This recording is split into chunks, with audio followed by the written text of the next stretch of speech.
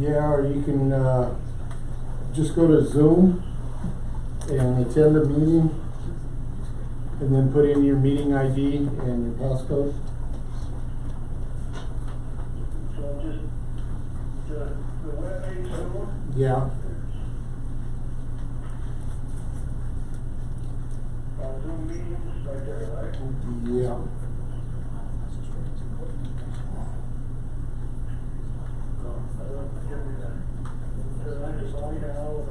No, you should be, okay.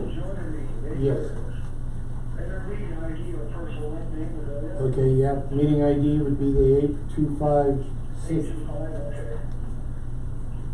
825-6077-5868.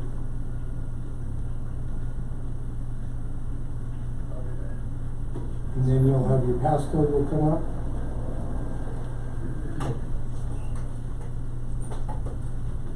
Will be the 443176. Okay. Okay. For the last meeting. Okay. Yep, I gotcha. Okay. I admitted you. Okay, ready? Yes. Recording in progress. Okay, starting the meeting at 6:01, Colorado City Study Session, 8/9 of 2022. Jim? Okay, first off, Valley First, they wanted to do a presentation to. Yeah, we can hear you. And they also are assisted with. The Colorado Health Department. So is there a place that's better to? It don't matter. Stand? Wherever you would like to stand. As long as Probably a little bit closer here so that our other director can hear you over the speaker. To this or to that? Right up here. Okay. Yeah. Can you hear me there? Yep. We can hear you fine, Neil. Okay. So we'll actually start off with our partners from the Pueblo County Health Department. I'll let them introduce themselves, and then we will go right after them. So yeah, Alexis and Rebecca. Hi there, guys. My name is Alexis Romero Stewart, and this is Rebecca. As stated, we work for the local health department over in Pueblo County, so we're located in Pueblo. We actually work right now in a grant program that's around community development. So a lot of people don't really know that the health department works on like grant programs aside from like enforcement activities. We actually write different grants and create programs that are around preventing health disease. And so our particular grant we operate under is intended to improve the built environment or just the community in general to provide overall better health. So what we've done is we've partnered with BFC and then Valley First to just get information from community members through a data collection effort to figure out what it is in the community that's most needed. And then our next job and next steps will be kind of determining an action plan and choosing activities to try to follow through. So we like to partner so that we can utilize our grant writers for any sort of grant writing expertise for money. If we have any sort of facilitation or connections at the county or the city, then we're happy to do all of that type of things. So we just lend our help as much as possible. Same with like volunteer help. If it's spending staff time to try to go out and talk to community members or work on projects or find volunteers to do projects, then we have been trying to give our time that way, and that's kind of how we intend to spend our time while we're here. So while we were here, BFC and Valley First really needed some information on just what the community would like to see in Colorado City and in Rye. And we did this really large data collection where we went to a lot of people's homes and asked them several questions about how they could see the community improving, different access opportunities, whether that be around trails or facilities. And then we finished up our data collection and are working on a report right now to be able to present to you guys at some time in the future. So just a heads up, we'll probably be coming and chatting with you more about like the data and information that we found, along with what we plan to help the two groups do to kind of work on those projects. That being said, Valley First is already working on different projects and really trying to get the ball rolling when it comes to community development. So that's what they're also here to present tonight as well. So I'll make sure to leave my business cards with everybody so that if you ever needed to chat with us individually, then you definitely can. Thank you. So my name's Misty Sprague, and I'm the executive director of Valley First. And then Jeff Minigotti is our board president. He's back here in the back. He said he'll let me do the talking. He may regret that later. So we really started talking about Valley First conceptually back in December. My oldest child is going to be 20 next month and is in college, and we've lived here for over 15 years. And as a parent, I felt frustrated with the lack of recreational resources that are available to our kids.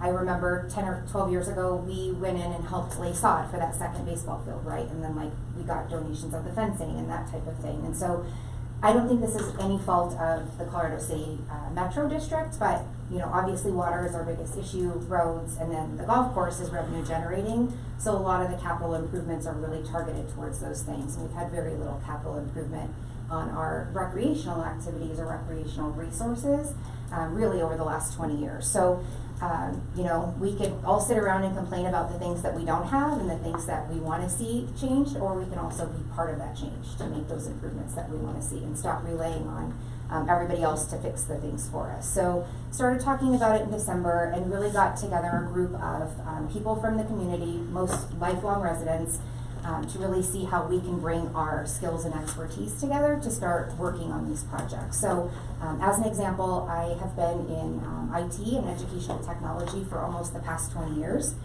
So during that time, I've written probably close to 200 RFP proposals or grant proposals as part of my day job. And then I'm also a certified project manager. So I've overseen close to $100 million plus projects. So kind of from soup to nuts. We're writing the RFP, we're getting funding, all of the things all the way to project completion.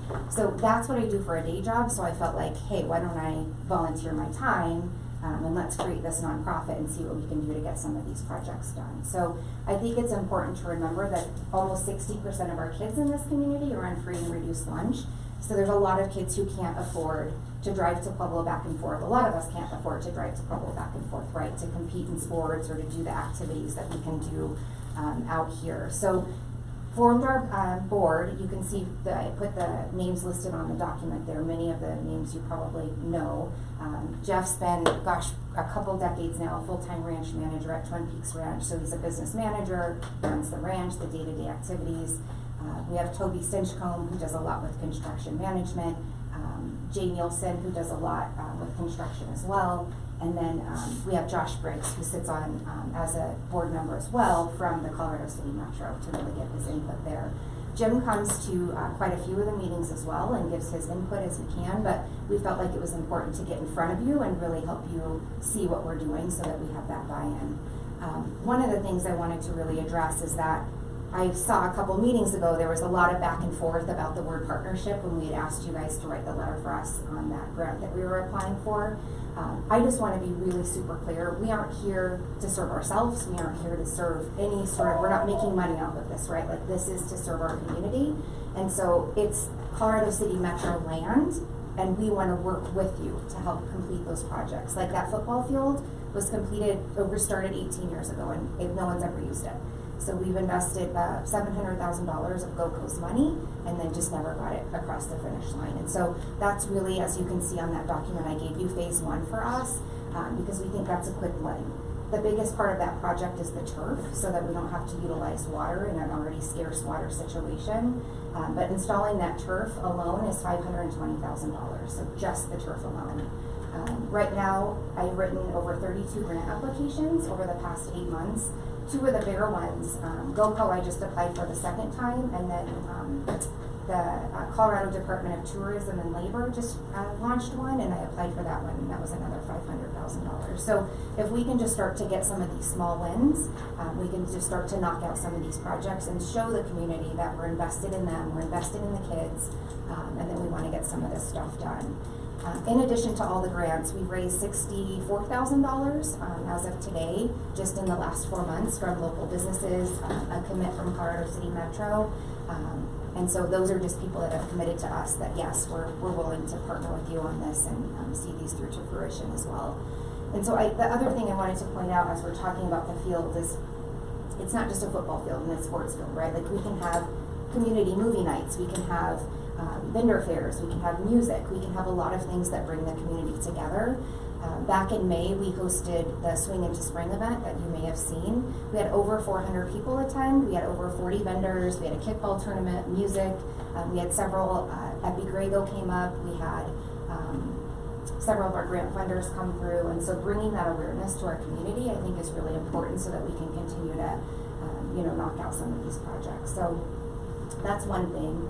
And then the next thing, kind of phase 2, is, I don't know if you guys have heard this, but the baseball fields are super competitive. Like, everybody's fighting over time now that we have our littlest kids down to 4 and 5-year-olds on the Parks and Rec, all the way up to our high school kids, and now we have girls softball. So there's like fighting matches over getting field time for those kids. And so phase 2, we want to put in a 3rd field that's fully turfed, and then upgrade the playground, because that playground, we have to pull slides off, it's falling apart, and it's not fully accessible. So the Colorado Health Department has a lot of good grants there that we're applying for to try to get that refurbished or updated. And then ultimately, phase 3, we would love to have a big recreation center here in the community that has, if we can do an indoor pool and retire our pool that we've had, I don't even know how many years it's been in existence, but it needs a lot of work, right, and a lot of updates. A big gymnasium inside, pickleball, indoor track for some of our more senior members to walk on. Gosh, if we could get the funding, we could even build maybe a post office in the front part of this metal building, right? I think all of us felt the pain. I went in today and waited 45 minutes to get my mail, and that's unacceptable for our community. So I think if we band together and really start sourcing some of these grant opportunities that are out there, we can really make some positive change. And the one that we're targeting for the community center or the recreation center is if there are earmarked dollars again next year in FY24, we would like to go for those as under the USDA funding to get the whole recreation center funded. And again, truly, if we could build the post office as part of that, as part of the building, we'd love to do that. So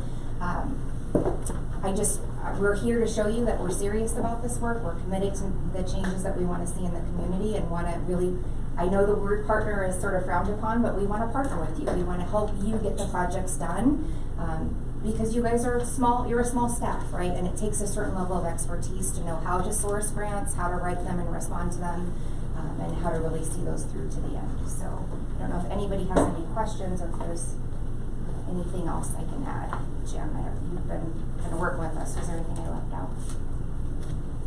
And I'm sorry, just add one other thing. And Lexi can say with all certainty, but I think part of this is partnering with other agencies.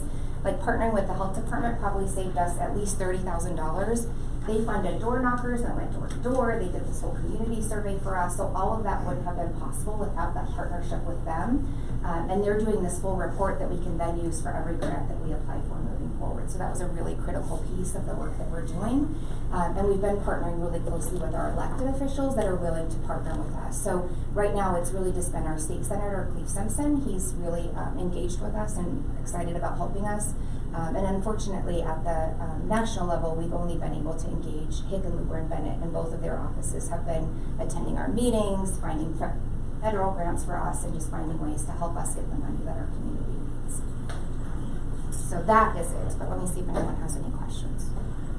I think I would also add too that, especially with the grant work that we do now, I think that the Colorado City Metro, as well as VFC and Valley First, can consider Rebecca and my time to be their time. So knowing that it is a small staff on the group, and knowing that there's not a lot of hands that can be put into the pot because of just capacity, that's what the health department's also wanting to help with too. Like being able to provide that capacity. We have full-time positions at the health department to be able to dedicate towards looking for grants or helping with those or whatever that assistance may look like. So it's definitely about community partnership as well as organizational partnership, and being able to have leverage all of that to build up that community. So happy to do that.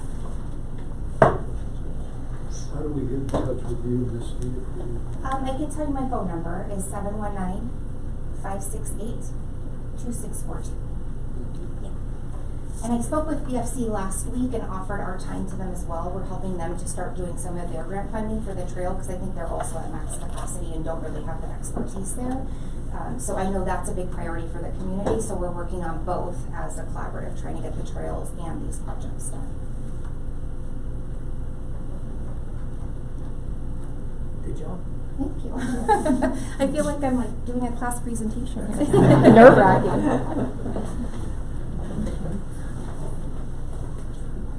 Okay, next. Okay, next I have bids for the ARPA projects. Ken White is here from GMS. He's kind of going to give you a quick overview of how they came in and so we could get started. So we had a bid opening last Thursday in our office. And this is the bid tab. So this is a condensed form of the bid form. So it's a lot of numbers. I'm not going to go through all of them. But I do want to go through the comparison of the contractors that did the job. Mr. Elliott, I'll leave you these papers also. Hill, did you hear that? Great. No, Yes, he's I heard that. Okay. I heard that. Thank you. Okay, so we have 3 schedules of work. The first schedule is replacing the water line on Red Cloud.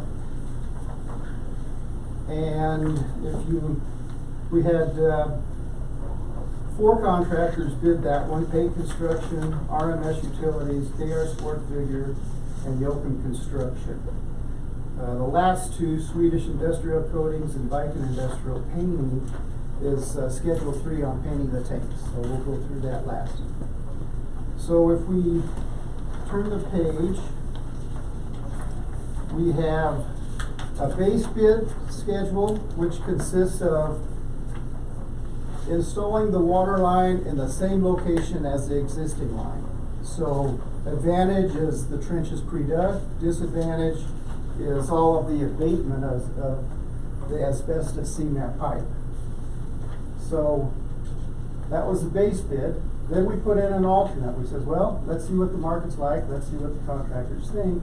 So we moved the pipeline over. We did some soil borings all along Red Cloud to give the contractor an idea of how hard it was so they can bid it properly. And that alternate come in cheaper. The low bid for base bid was RMS Utilities at $1,388,129. You turn to page 2, then you go into the alternate and turn the page again, and it'll get to the bottom line. So alternate number 1, Pate was low at $1,309,235. Any questions thus far on Red Cloud?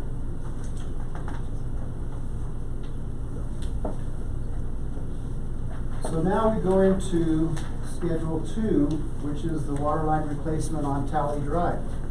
We did the same thing. We said, okay, go ahead and put the pipe in the same location, take out the existing pipe, do the abatement on it, and then the alternate was shift it over 3 feet. Leave the pipe in the ground. So that base bid was low bid was Yoakum Construction at $721,275. On the very far right column is our estimate, just for comparisons. In this day and age, it's very difficult to bid anymore because of all of the pipe prices, the valve prices, and just overall fuel prices and everything. So that's base bid. So then you turn the page to the alternate, and Yoakum was low again at $624,510. So let me back up. Schedule 1, the low bid was Pate Construction. You probably recognize them. They're out of Pueblo. They've done a lot of their employees live here, but we've done a lot of work with them. A lot. The last 32 years I've been with GMS. So very reputable firm.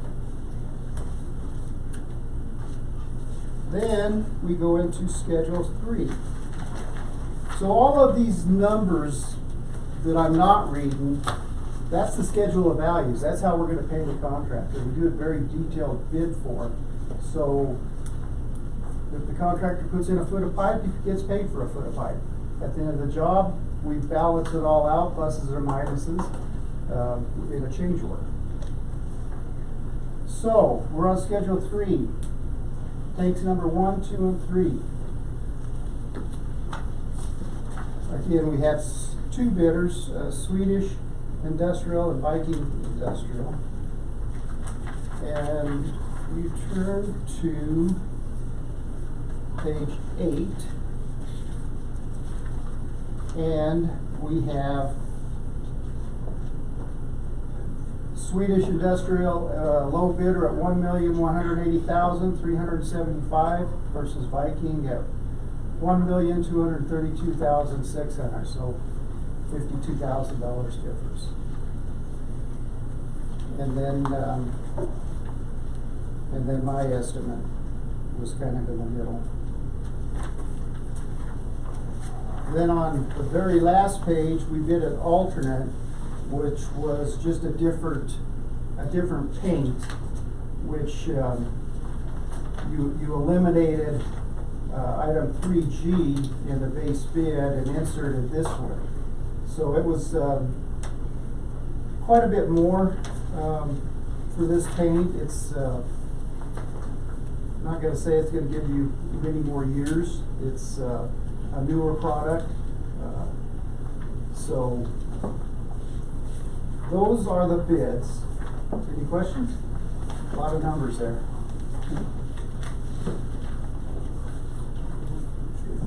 I have a question. Go ahead, Neil. The alternative of both 1 and 2, the alternative is to leave the pipe in the ground, correct? Say again? The alternative to both the schedule 1 and 2 is to leave the pipe in the ground rather than digging up the little pipe. Yes, sir. Is there any downside to doing that? No. Wherever they cross the existing pipe and at all the tie-ins, wherever they find an open pipe or leave an open pipe, they have to plug it with concrete so we don't get any migration of soils in there and get settlement. So, no, I mean, that's, the big advantage is cost, of course, but I can't think of any disadvantage. So what we would be doing would be leaving debris in the ground, but that debris would be saved, would create problems for us in the future. No. Pretty much 100% of our jobs, we leave the pipe in the ground because it's just so expensive to take it out, even if it's PVC or whatever. It's the other thing is on Red Tally or Red Cloud. Combine the 2 streets. On Red Cloud, if they chose to do the base bid, which is take the pipe out, they're going to have to create a jumper system to all those houses to keep them in water. So they have to go fire hydrant, dig up the service line, hook them up, just lay the pipe on top of the ground. Quite a bit of work there. Coordination, interruption of service. So this alternate alignment, yeah, we're going to be still crossing the existing pipe, but what they do at the very beginning is they get it surveyed and they go through and they pothole every utility along the alignment so they know if it is there and how deep it is. So they can make any adjustments in the new pipe on its installation. One of the questions I had, Kim, was there tracer wire going to be with this? Yes. So tracer wire is going to be, it is, I think, by now, but we always do tracer wire, but it's going to be a requirement. It's going to be the law, the 811 law, that you have to do it, which is a good idea. You even have to do it on sewer line. Even though you have straight line between manholes, Still have to do it on sewer. Service lines, everything. Did you say there's some asbestos in there? So we don't even wanna come close to that if we can help it. Right. So if the contractor, if that was the alternative that you chose to award, the abatement, they would hire usually a professional abatement company. They come in, they bag it in a 6 mil bag, then they do a manifest, and then have to find a place to dump. So We will if accept we can it. avoid disturbing the asbestos, we're in good shape. Yeah, and so, you know, the as-bills are gonna show it's there, so in the future, everybody will know it's there. They'll know it's abandoned because of our new line. And, never really seems to be a problem. I've been in communities where, you know, it's the third go-around, so they got 2 pipes that's abandoned in the ground. So it's nothing uncommon. So you run out of ground to abandon the pipes. You're just paying for Aiden, that's why I asked for the wire, because we'll hit that old pipe and say, oh, no. That's right. So next, I'd like to go over the macro level budget. Ken, could I ask one question first? So, when your projection is $400,000 different than the low bid, what does that tell us? So that tells you where the market is. So if you look at across the line, you know, if like on Schedule 2, I was within $20,000 of the low bidder. But to the high bidder, it was quite the jump. Some contractors bid it just to exercise their bond capacity. Sometimes we'll get bids that are just astronomically high. They don't want the job.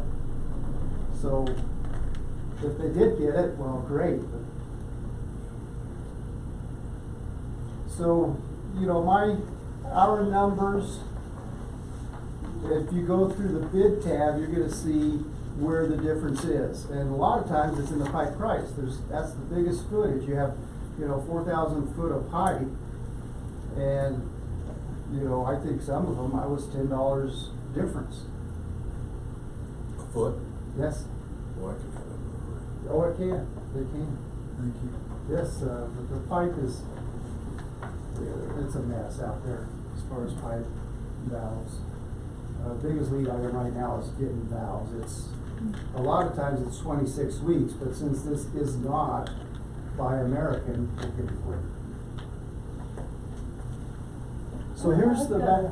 Question to ask Yes, on ma'am. that.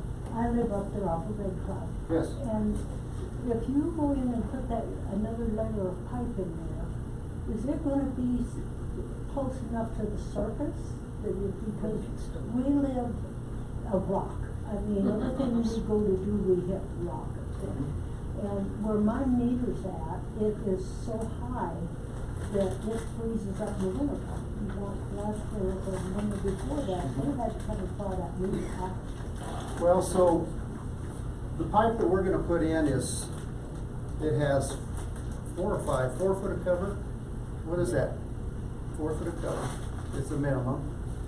Service lines will have 4 foot of cover. I think what we have to look at is individual service lines. If there's been problems with them, if we can lower it and pay the contractor to do it while it's all opened up, darn right. I mean, let's do it. Let's make it right. Yeah, because they told me at that time they was gonna lower that while they did another deal. Yeah. Yeah, so, yeah, make a point to come out. I'm gonna have a resident rep on site full-time. I'd like you to talk to him. And well, I can leave my card. You're more than welcome to email me or whatever to let me know your address. So, anyway, thank you for that. Yes. Okay, we're on the macro level budget. As Jim said, this is all funded by the ARPA money at $3,640,000. Thank you, Pueblo County.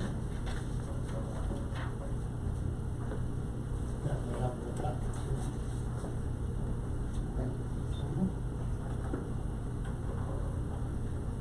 Harry, do you see the light? I saw the light.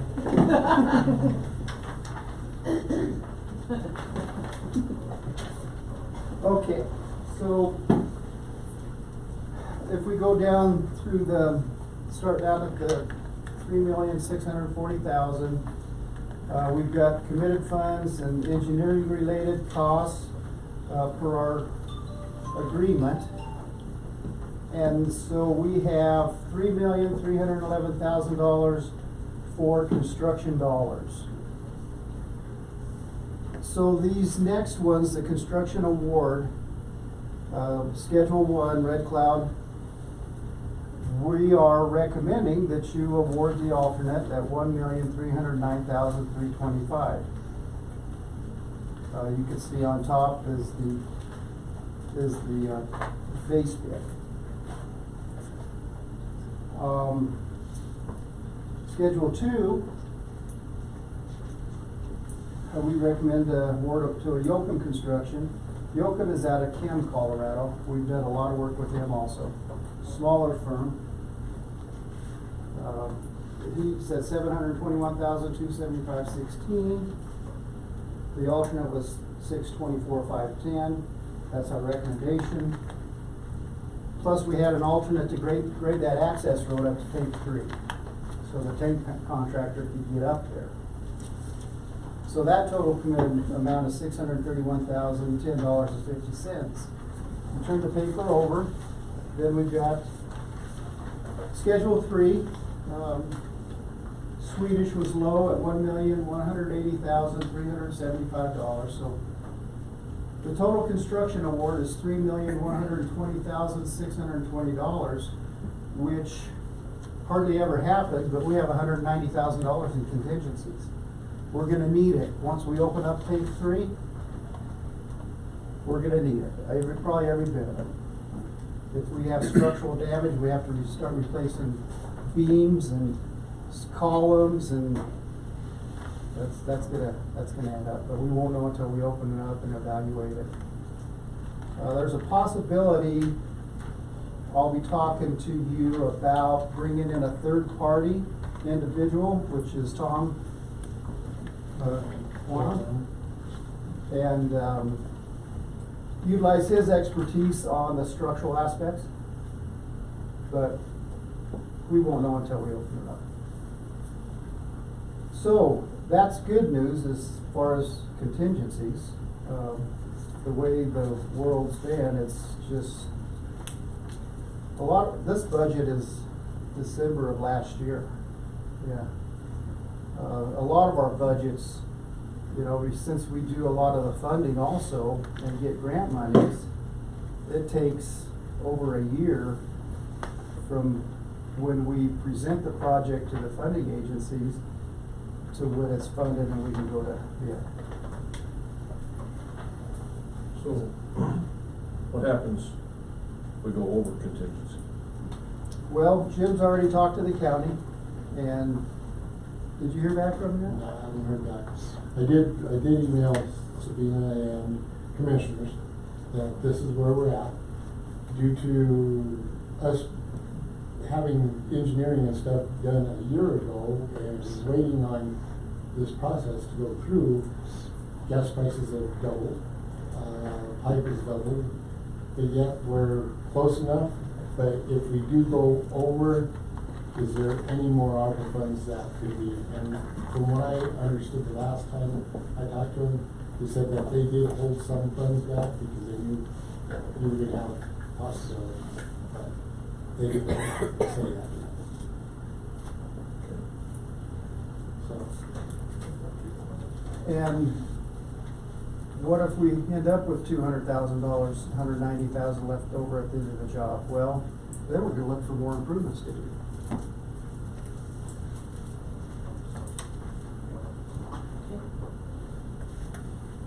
So now we can go through the award process and let you guys determine if you want to award or what you want to do.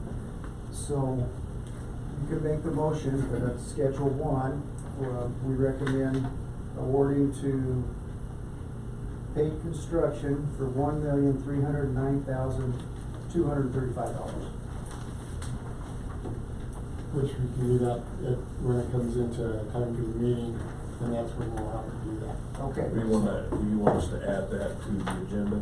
No, it's under your agenda item as the ARPA funds, but we'll have to individually go through them and say make a motion Gotcha. to award this construction company at this amount Okay. or at this schedule. And then you'll vote on that one, then you go to the next project 2, tally it, and work your way through it that way. Okay. In the agenda. So all of them numbers are there. So yes, you can make your motion at that time, and then I'm gonna leave, the award letter with Jim. Yes, sir. You said you've worked with all these people? I have not worked with Swedish, but I called 5 references. And all of them were positive, except one, they said he was slow. He says he was very particular on his work. They said he come up against a lot of challenges that he didn't shy away from. He's very intelligent about Cody's because he was the Teneva representative for years. They opened up their business in 2018. They've done 5 million gallon tanks, a lot of 250,000. So, no, I did, since I haven't worked with them, I did check references. I'd rather have slow than sloppy. Yeah. Yes, I agree.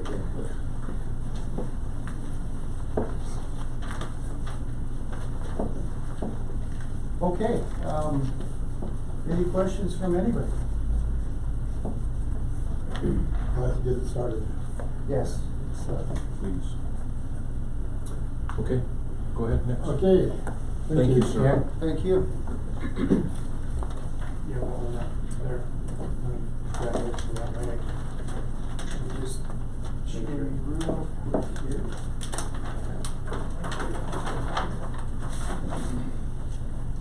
This is your records. We keep them. These all come back to Chiefs.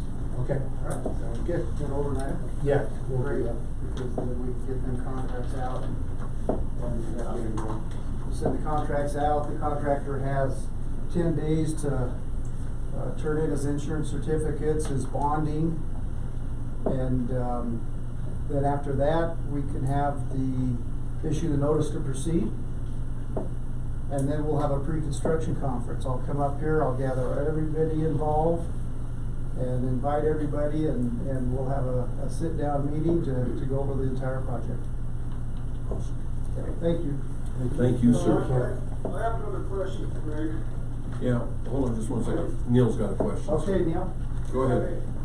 So within this, if we were awarded the bid, no doubt in the contract is a start date, correct?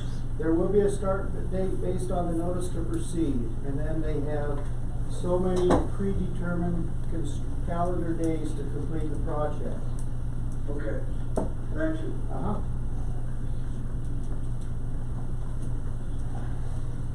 Okay, next on our list is the dual well. If you go to your red section, the green section, I did write up to what we found after running a test on it for radon, which is 226 and 228. Radionuclide test. Nuclei tests, okay. As you can see, as from the wells that we presently have, as you get closer down in the valley, that increases. So at this well right now, what we tested, and it ran for probably a month before we took the test. And right now you're looking at, it came out, if you look at the sheet, about the third page, 207, it came out at 102.80 parts per milliliter. which is where the 18-hole well comes out at 37.2. Our other wells are at 6.4, 4.4, 4.4. So with all of them added together, we have 50.4 parts per liter. With all of those, with those 4 wells, it's almost twice, our dual well is almost twice as much as part. Well, it is over twice as much. It is very hot. Maybe that is one of the reasons that it hasn't been revived. Any questions? And we have a solution down the road to pre-treat our water. It costs millions of dollars to do it, though, right? To get the yeah, we're working, and that will be part of the next discussion with the gas system. Okay. But I think it's, I mean, I look at it and I'm thinking our lake can't afford to contaminate more if they more radon. We've got compliance. Any other questions? I got a question. Sure. So did it, back when the well was running, were they measuring radon back then? I don't know. That was before I started.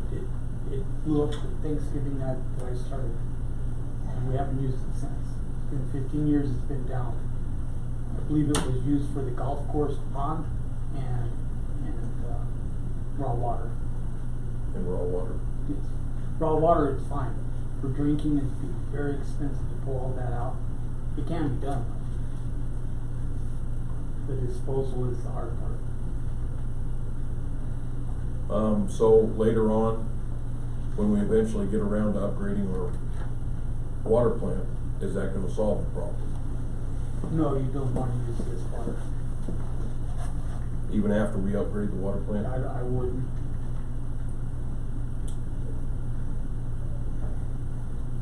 There's a way to do it, but it's gonna probably cost the realm of maybe 1.5. Thousands of dollars to dispose it. You can easily take it out. It's the disposal of the sludge that's very expensive. It has to be handled and then hauled off to somewhere in New Mexico, I suppose. Okay. Any other questions? If you want to see the whole report, I just put in parts of it that were important, and I have the whole report if you'd like to. I'll get that after. Have a cool. Okay. Neil, do you have anything? I'm concerned about the numbers that we have here, of where they came from. That is. I guess, I would like to see some kind of a study made on that dual well as to how we could use it into the future. If we are to build another lake, would we be able to put that water in a larger lake and let the radon leak off? So I'm not comfortable with the data that we have. Now that being said, I'm also not comfortable with spending a lot of money on rehab at this time.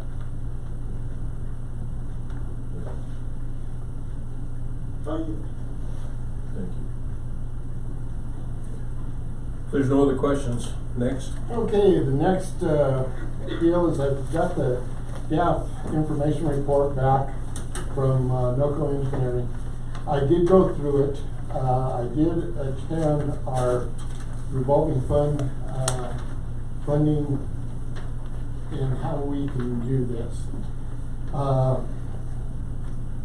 If we were able to take CFOS, which is part of this, would be the radon and stuff out of what we presently have, plus clean up the water at the point that we're doing, we can get 100% funding for it. Whereas if we don't take the CFOS out of it, we'd only be able to get 75% funding. So I'm having him rewrite the report with adding charcoal filters and stuff to make it where it would qualify under the PFAS statute for, because EPA has money that they're looking at this in PFAS. What they're looking at is, right now it's at 5, right? Well, that's your radionuclides, 5 parts per million, or And that's what the lake, in our lake right now is at 3.4. And they're looking at dropping it down to 3.0 for future regulations on it. So that would cover us with that. I've talked to Ben Kiley, which is our gentleman that is on us for trying to find some way to take out our biologicals and all the things that we have right now, that when the lake turns over, we get the smell, we get the taste and all of that, where this would eliminate that through the DAF system, but it also would eliminate the smell and stuff through the charcoal system. So we're looking at a whole system of both in line with each other to get us to that point. So he's in the process of writing up the forms. He was supposed to have it to me by yesterday. He must have ran into a snag. I emailed him this morning and I said, hey, I still didn't get it. Did you forget to send it? Whatever. And I haven't heard back from him yet, but I will contact him first thing in the morning again. So that's one of the things. They did find out that the DAF system will work for us. Yes. It will take out about 90, what was it? 93 or 3.2 or something percent of the Your heavies, your biologicals, everything, it will take it all out at that point. It will also extend the life of our filters. Probably, he says, our back flushes and things like that would average where you'd almost only have to do them once a month instead of right now where we're doing them every day. Yeah, we don't know exactly, but Yeah, but it would extend the, plus then it would extend the life of them because you're pre-filtering everything before you hit your filters. So that was one of the positives on it. So you said it's EPA money? Yeah, it's federal Does government. it that last forever, or is it a one-time thing? And then we No, end up I think paying it's from for there on? 5 years. They have doled it out. It's like $1.3 billion, and the state of Colorado received, I believe, it was like $50 million of it to award through the revolving fund. Anybody else? So, and even talking with Ben Kiley, like I was on that line, I expressed to him, because this report should have been to him, it's supposed to be there by the 13th. I told him we were going to have to revamp the report because we're looking at taking it also to the point of PFAS and removing it, where this report didn't have it. And he says, that's fantastic. I'm glad you guys are looking ahead to do this so that way we don't have to come back in a year now and say you're out of compliance with PFAS. So.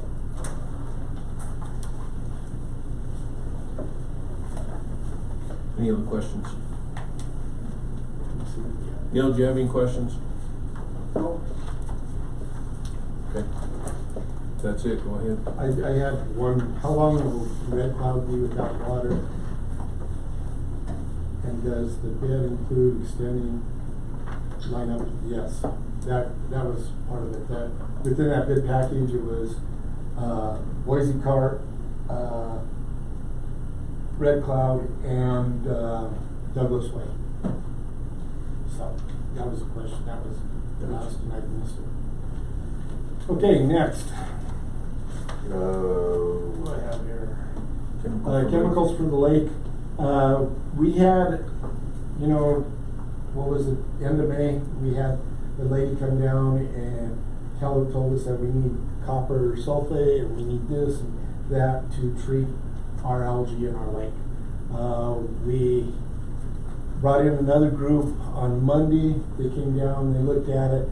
They said, no, this is a different type of... it's milfoil. It's milfoil, which is the red algae. Well, yeah, they worked real close with CPRO, with spreading their chemicals on lakes. They looked at providing another chemical that'll kill everything as far as that milfoil growth. basically what it'll do is it'll collapse and lay on the ground, the bottom of the lake. They'll do it in 2 applications. They guarantee it for 3 years. Very expensive. We're trying to get a price as to what it would cost us. First, with copper sulfate, we were looking at it was gonna be $40,000. $40,000 to do it. Plus application. So that's why we were looking at this as, okay, This what is gonna can we be do? 200,000 plus application. No. Yes. Really? You haven't got the official numbers. We yet. don't, we'll have the official number next They week. had to go to the lab, check it out, see what, if they're right with what algae it is, or, and what algicides that they could recommend and stuff. And take the measurement of the lake and how much it's affecting the lake, so that way. One of the aspects that I'm gonna probably end up doing is asking, how about doing portions of the lake and working our way around through it, because if it's gonna be that much, it's gonna be hard to, They'll divide that up over 3 years. or something. So, Well, this isn't as harmful to the fish and stuff, correct. from what he said, compared to the Copper copper sulfate, sulfate kills everything. where this won't. Any questions, guys? I have a question. Go ahead. Have we gotten any information from other small communities or people that have lakes like we do, that have that kind of problem? We aren't the only one that is a warm water lake in this country. And have we gotten any good information from other water departments? Well, that's one of the things, Neil, is when he comes back with this, they do work with different lakes, and I'm gonna ask for references and things to go on from there, as to say, hey, did this work for you? I heard you had the same problem, because what they were saying to us was, this is the worst they've seen so far. Ever. Well, not working through the chemical company, but working through the various municipality water departments. Well- Shouldn't we be reaching out to them to find out what they're doing about it? And that's what I'm gonna do too, is try and find out kind of what their problems were, and if it's similar to ours, and if this is, I haven't run across anybody so far that has had the issue. Most of the time they were able to kill it with the PAC 27, but at this point we don't. It's just killing the surface, not the roots. And the biggest problem with it is if you cut it, it's like a worm. Now you have 2 worms. And once you cut it again, now you have 4 worms. And it just keeps growing. That's why it needs to be eradicated. Neil, any more? No, my only comment there is that we are not unique. So we ought to be getting Yeah, as much info as we can. yeah.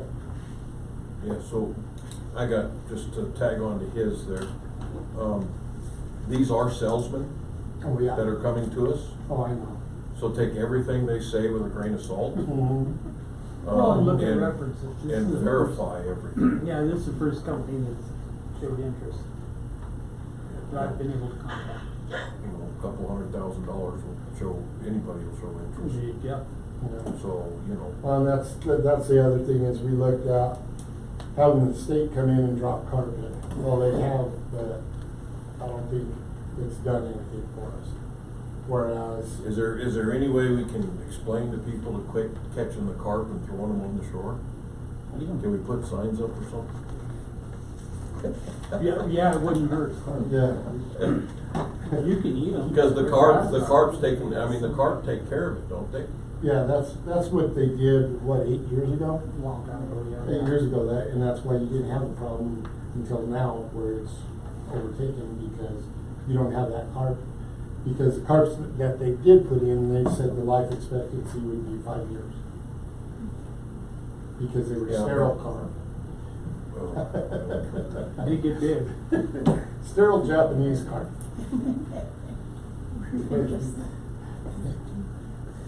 I'm sorry, that's. I just think, I don't know, if a fish can take care of it, I would think that would be the smartest way to go. And maybe just explain to everybody that it's very important that we leave the carp in the lake that's fishing. And that's one of the alternatives too, is okay, let's see what it would cost us for a load of Japanese carp. And Well, you're treating the fish you taste in the water with fish. So where's the payback there?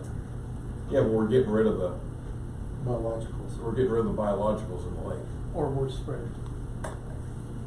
By them not eating enough. Well, It's rough. $200,000 sounds rough to me though. Well, something's gotta be done.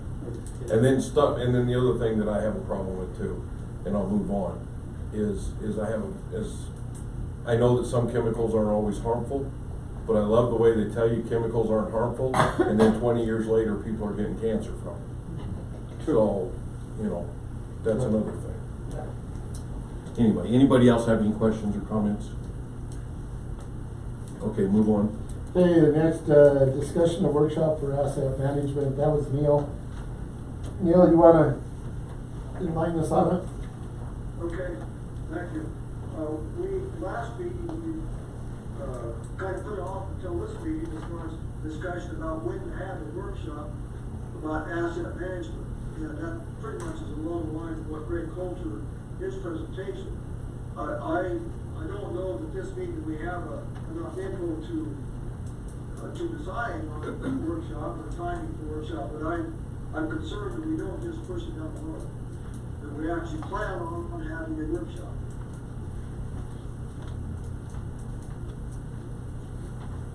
Okay, did you have any time in mind there, Neil? I won't be available first week of September. Other than that, no, I won't. I think I can be pretty open as long as it's not during a weekend, which I would hope that we're not doing those. But I guess we'd probably do better to have our group as workers, everybody and the board within involved in it. So it'd be better to have it during the week, during the day. Yeah, I can make it happen on my schedule. I don't know about the rest of the board members. No Mondays or Tuesdays. No Mondays or Tuesdays? So Mondays and Tuesdays are out. And you? And have it before September 18th. Before September I'll be 18th? gone for a weekend. So no Mondays, Tuesdays, or Fridays. So we got a Wednesday or Thursday.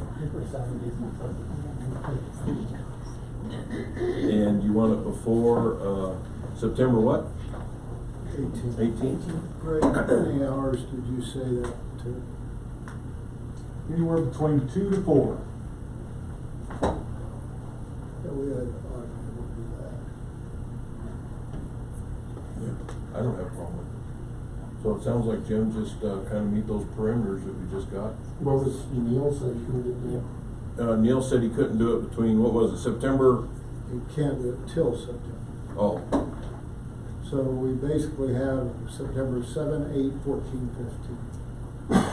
14, 15 will be SDA conference, which remind me I need to talk about that. I'll 4th through the 12th of September.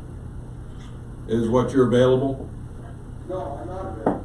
Oh, from the 4th through the 12th. Okay, Why don't we do it here at the end of August? so we can either do it here at the Can end we of do August. August, Wednesdays and Thursdays. Yeah, Okay, I'll check and see. And, Greg, I'll need to get with you. that would actually be better for me too, because I got no gun shows until September. So that would be That way I awesome for me can see also. what he's gonna need from us to bring in and stuff, so we'll have Let's do it on to have a meeting before then. Okay? Okay. August 25th? August 25th. That's my first bid. Okay. It'll be a Thursday. That's a Thursday. Is he important? Hey, he's I know he's he just taking picked the the date, reins. but it works for me. He's So- taking the reins. Okay. August 25th works for me if it works for I'll everybody set that up else. as a tentative date, we go from there. Hopefully we can, okay. All right. Is that good enough, Neil? Yes, I am concerned that we go ahead and set something up as far as the imminent or whatever. Yeah. But we just need to do it. Well, tentatively, it's August 25th. If we start at 4 AM, we can be done by breakfast. Let's not do 4 a.m. Scratch that one.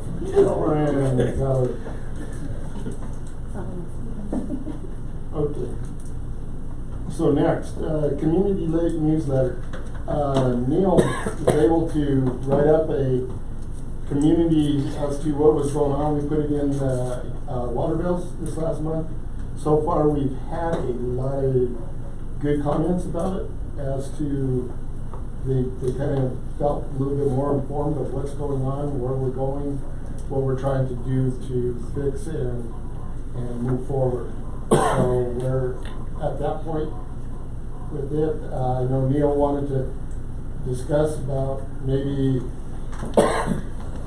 everybody kind of taking a turn as what your ideas are or whatever as to putting it for each building.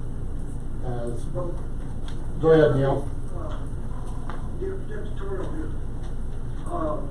I suggest that we as board members, each one of us, be responsible for having a 1 month newsletter. August is coming up, so would it be acceptable to the rest of the board members for each one of us to take on the duty of writing a flyer for the water bill is 1 month? That would be every 5 months you have to write. Would that be acceptable? I don't got a problem with it. Anybody else? I can in August, I've got a seminar.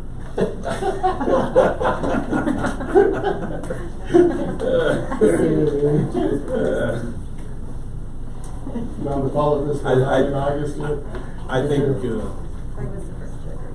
We could do August. yeah, I don't, it doesn't matter to me. Sounds good to me, Neil. So, Jim, when do you need those, like, to get them out in the window? Usually if we can get them the 27th, about the 27th of the month, because we usually send out the bills on the 1st. So if we get them the 27th, we can proofread them, look at it, make changes if we need to, and then print them out and get them ready to print with the bills. You're gonna definitely have to proofread one. We're getting into that. Mr. Chairman, who would be willing to do it for the month of August? I can do it in August. All you have to do is give me a call if any of you need any assistance of what we're looking at, where we're going, what's happening. That way, if you need any more input into it, let me know. Okay. And usually it's just about a page and a half. Yeah, I'll sit down with you. I'll come over here and we'll just talk about it for a few minutes. Okay. Mainly what I probably would just need from you is bullet points. Yeah. Yep. Okay. You done with that? Yep, move on. Okay, let's go. Budget committee, it's that time of the year again. I know Neil, you were part of it. No, Harry and Bob were budget committee. Budget committee last year. So we'll be starting to get that together. I'd like to kind of have 2 people back on that as to who would like to. It's usually a 1-day operation where I try and get everything through the department heads as what their wish list is, get our salaries, everything all kind of set out before we sit down with the board and said, okay, the committee and said, okay, where do you think we need to go if we cut? Where do we add? Where do we do manipulate wherever we need to go? Do I have any volunteers for the budget committee this year? I'll volunteer. In fact, I was on the committee last year and I thought that the way that the manager set it up was excellent. With all the department heads and everybody in a meeting, and we sat down for 2 hours. It's probably the most productive 2 hours that I've been involved with. Neil, do you have something? No, I think we need to have 2 board members on the budget committee. Yeah. Anybody else? You gonna do it? I will. We got one. Sarah will do it. Okay. You don't want me on the budget committee, I'll just say don't fund anything. Okay, so we got 2 board members here. Next, we got post office. SRDA, if you didn't see it, they will be offering trips to the post office on Saturdays. Starting at 9:30 to 10 o'clock is pickup. They drive you to the post office in Pueblo. They get their mail. Once everybody gets their mail, they come straight back. So at least they are helping out for those people that cannot drive or don't feel comfortable driving to Pueblo, that they have an opportunity to go get their mail on Saturdays. Which is, I appreciate their efforts at trying to help with the solution. It's awesome that they're doing that, it's just sad that they have to. Yeah. I was gonna say, is there any chance of us ever getting a post office back down here? We've had multiple conversations with Hickenlooper's office, with Bennett's office, with Bulbert's office. She has been a tremendous help with us, giving us information as to what it would take to get a post office. I'm working on that angle now as to, I think the board, as I'm going to bring back a letter to you guys to say, hey, let's send this to the committee for who gets a post office and who don't, and see that since we are a developing community and growing within the last year, within the last 3 years, I know we've put in probably 100 houses here.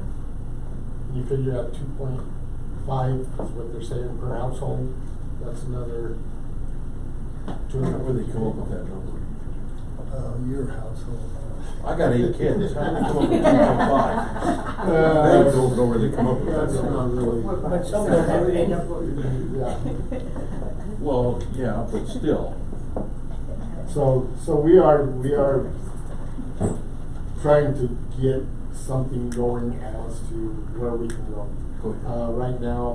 Right now, it's kind of a battle with regional and our district because I need examples of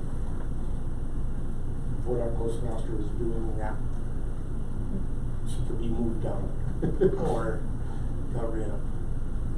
No, they'll promote her, that's the way the government works. They'll promote her, trust me. Go ahead. 2 items from a different hat I wear. There's, I've heard from a reliable source, there's an ad in this week's newspaper. A young lady has gotten permission from the post office to sign up people, and she will make a weekly run for whoever wants to sign up. Of course, it's not free. I don't know what she's charging, but she cleared all the hurdles with the post office. To be able to pick up people's mail. Yes, and then I this week stumbled onto the woman who's head of Pueblo Area Aging. There's 3 A's. I can't remember the 3rd A, and they have money to assist if there's any way to assist, but it has to be people 60 or older. And so she's going to do a little looking and exploring that. And she actually is the one that funds the SRDA to do what they're doing. But she's also trying to figure out some other way to help the community, but it would be 60 and older people that would help. I don't know whether I stepped out of line or not, but from the last time we talked about this, about donating land to, if we could get something permanent, I offered post office that back again on the table as to saying, okay, if we need to give you a piece of land to put up a post office, and even it came to helping in some way or being kind or whatever to do it, we'd be willing to. So, You just can't guarantee it, but just tell them that more than likely it will. yeah, and that's, that I figured it We've got would to vote be on it. something that the board would be receptive to if they came out with some kind of a proposal to say, hey, Yeah. we can do this. You know, and I've even thought of it and presented and said, hey, even if we just got a double wide, you know, set it on a foundation, and you guys set it up with the boxes, and you send one guy down, let him stuff boxes every morning, and that would be fine, you know. It's just trying to make sure that people get the communication. Any other questions, guys? No? Okay, move on to the next. CCAAC review, I had, Neil, there's no new construction. We have 3 first letters, 6 second letters, 4 third letters that Neil went through. I didn't get a sheet from him yet as to who they were going to or whatever, since he's been sick. We haven't been able to get where he was looking at, because he's isolated himself for the last As week. Mr. Chairman, let me speak on that, please. As we had no meeting, the CCAAC meeting last week, I basically went through the spreadsheet that you already have from last meeting, and just went with the ones that have not been addressed yet that still need to be addressed. That's where the 3, the 6 and the 4 came from. The 3 first letters are, they are new ones in Applewood, and we have a camper on lot 813, 830 that needs to be just made aware of it. They have to go through the process. That's all I have, thanks. Anybody else got any questions on that stuff? Just real quick while we're on CCAAC stuff. Alondra? Yes. As of last Thursday, they have packed up and left, but they have left a vehicle there. I've had communication. I just got an email when I came in at 5 o'clock to set up from Carolyn. She has contacted the county attorney. They're in communication. She said that they look like they can go through a zoning issue with it, because they're claiming a church, or even with the camping on it, being in a residential area, that it would be better for the county to handle it, but we'll need to have a complaint from us to send it to the county as soon as they come back and set up again.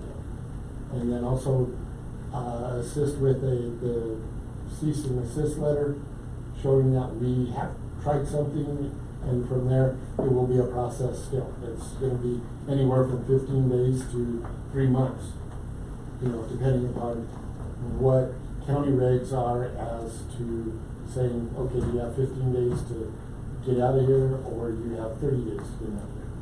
Well, currently there's an abandoned car without a license plate, so we can't call the sheriff.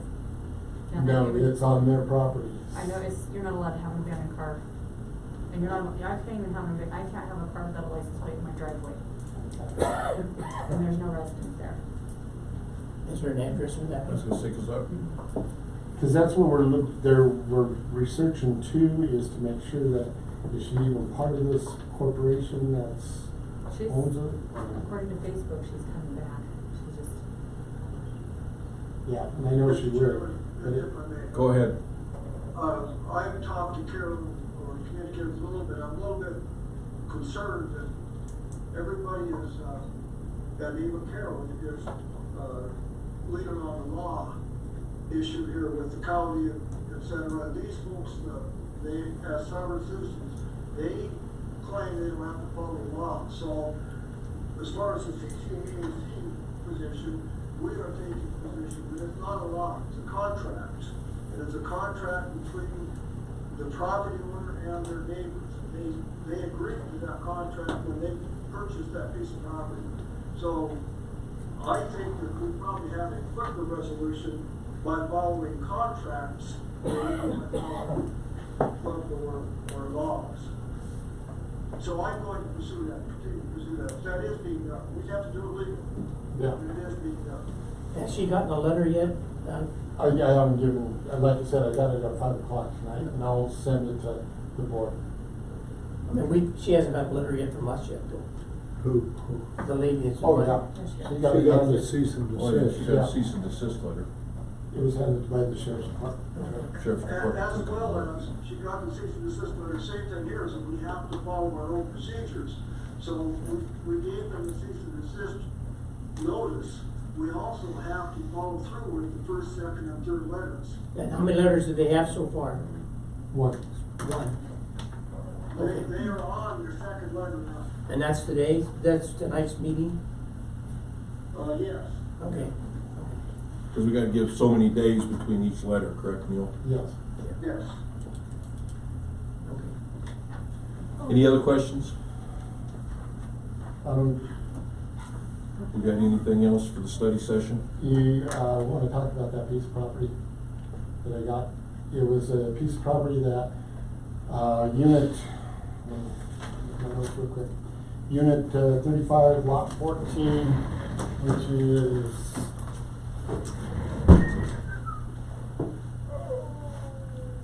over here in this cul-de-sac. That's the new contract that you got today? Yeah, and the contract that we looked at was June 14th. They offered 3,500. We countered with 4,000. Well, they finally came back with a new contract saying that they would give us the 4,000. So I'll have that under old business. There is no water and sewer on it. You know, it's, I don't know whether you want to honor our agreement from June or. That would be up to the board on how they vote. Yeah. So I figured I'd just throw it in there. Okay. All right. I have a question to ask you. Okay, there's a pamphlet going around that on this church, they're planning on putting down there at the corner that they can do anything they want to, such as doing alcohol, drugs, and stuff like that. So in other words, they can do drugs out of that church if they put it as a church. And I turned all of that information into our lawyer, so she knows it's all within the realm of Okay. everything that we were looking at. Because I was talking to the lady just right above them there, and she said she was so afraid that she could not even go out of her house at night because they was lighting a fire down there. Yeah. And so, that's why we're up in the air about what was going Oh, on down there. we know, and when they first moved in, we were addressing it that day. And we got threatened to get off of their property and all of that, so. Okay. Thank you. Okay, you're welcome. Let's move on with the meeting here. Okay. So, I adjourn the study session and bring to order the Colorado City Board of Directors regular meeting at, 7:19 p.m. Please join me in the Pledge of Allegiance. I pledge allegiance to the flag of the United States of America and to the republic for which it stands, one nation, under God, indivisible, with liberty and justice for all.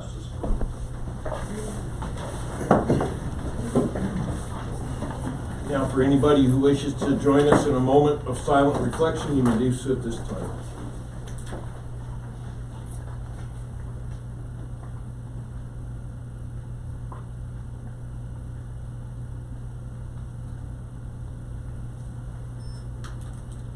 Okay, quorum check. We have 4 directors here and 1 director on Zoom. All are present. Approval of agenda. Do I have anybody? I make a motion that we approve the agenda with the additional Second. housing one that you want to add in the. The unit 35, lot 14? Yes. On unit, on old business, Did you hear that, Neil? Okay. excuse me. So I have a motion and a second. Let's wait for Terry to get back here. Well, we have one more thing to, public hearing, minutes for July 26th. Public hearing minutes that we need to add? Yeah, you have them in your packet, they were there, I just didn't put it on here as Public hearing minutes under the, right here, approval of the minutes. public hearing minutes. You, Yeah, they're right there. Terry, you wanna That's amend right. your motion? No, we're on the agenda. Your motion. Yeah. We're on the agenda, not the Amend your minutes. motion Amend your motion for. to add the public minutes? And public minutes of Public hearing. July 26th for the public hearing. Is that all right with you, Neil? Yes. Okay. So we have an amended motion. Let's go ahead and vote. Everybody in favor? Aye. Aye. Anybody opposed? Approval of agenda passes. Approval of minutes. You have the regular meeting minutes, the public hearing minutes for July 26th, and CCAAC minutes for July 28th. Mr. Chairman, I move that we approve the minutes of the public hearing of July 26th, the regular meeting of July 26th, and the CCAAC minutes of July 28th.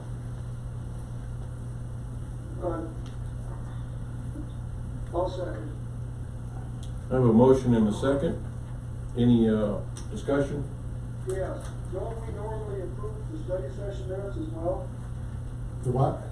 The study session minutes, don't we normally approve them? Yeah, it should be study and regular.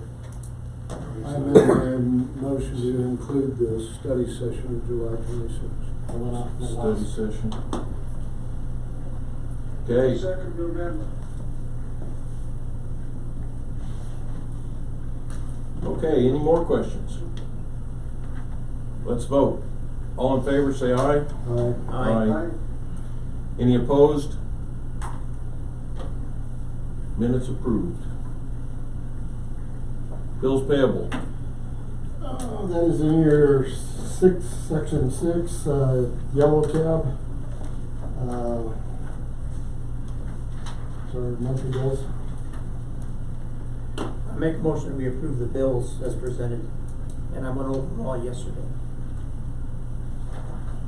And you what? I went over them all yesterday. Oh, okay. Do I have a second? Second. I have a motion and a second. Any questions, guys? Did we get, there's no questions, I've got one. Okay. Did we get the natural gas bill taken care of? Yes, we did. What was the deal there? They forgot to shut the boiler off. Oh my goodness. Yeah, so that was made a note that in April, they need to shut it off. Okay. So it was taken care of. Okay. Make sure. Anything else, guys? Any other questions? All those in favor of paying the bill, say aye. Aye. Opposed? Pay the bills. Okay. Financials, we had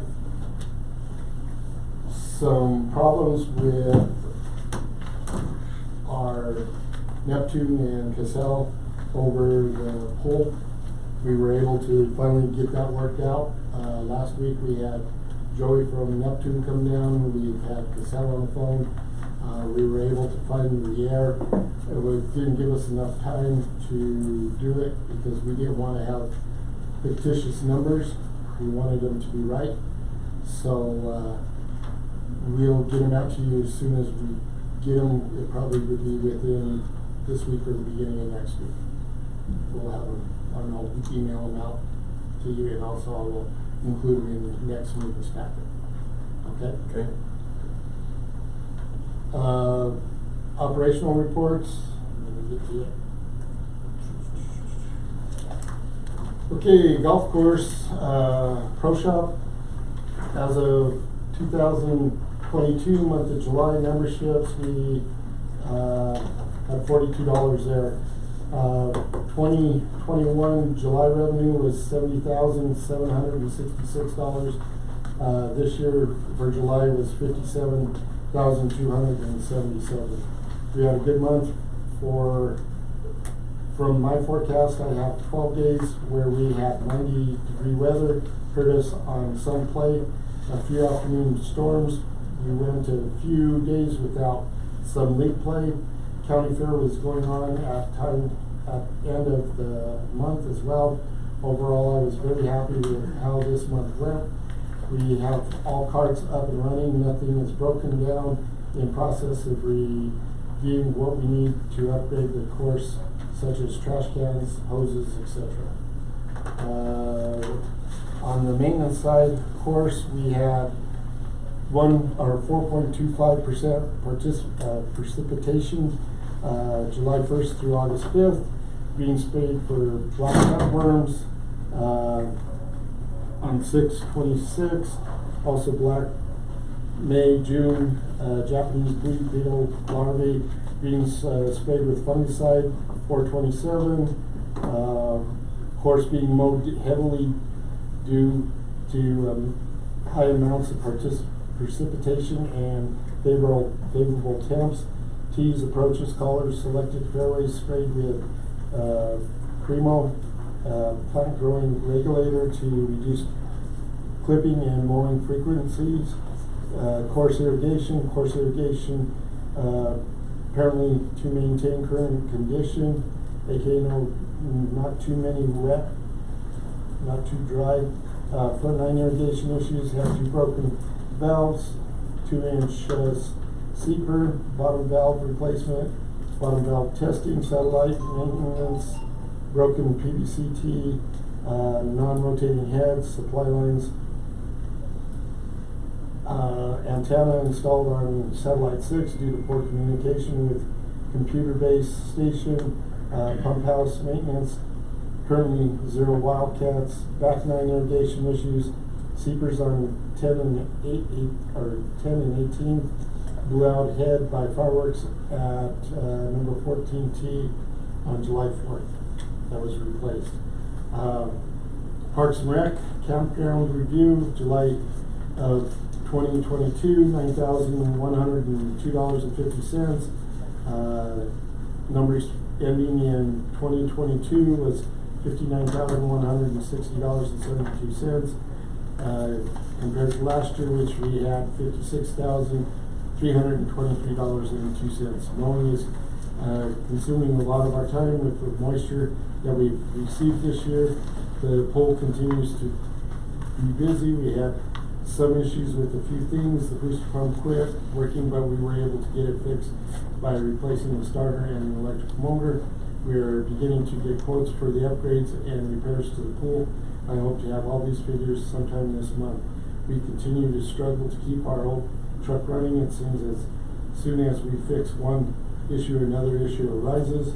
The seasonal crew will start school this week, so our mowing operation will slow down, but we will do what we can to keep up.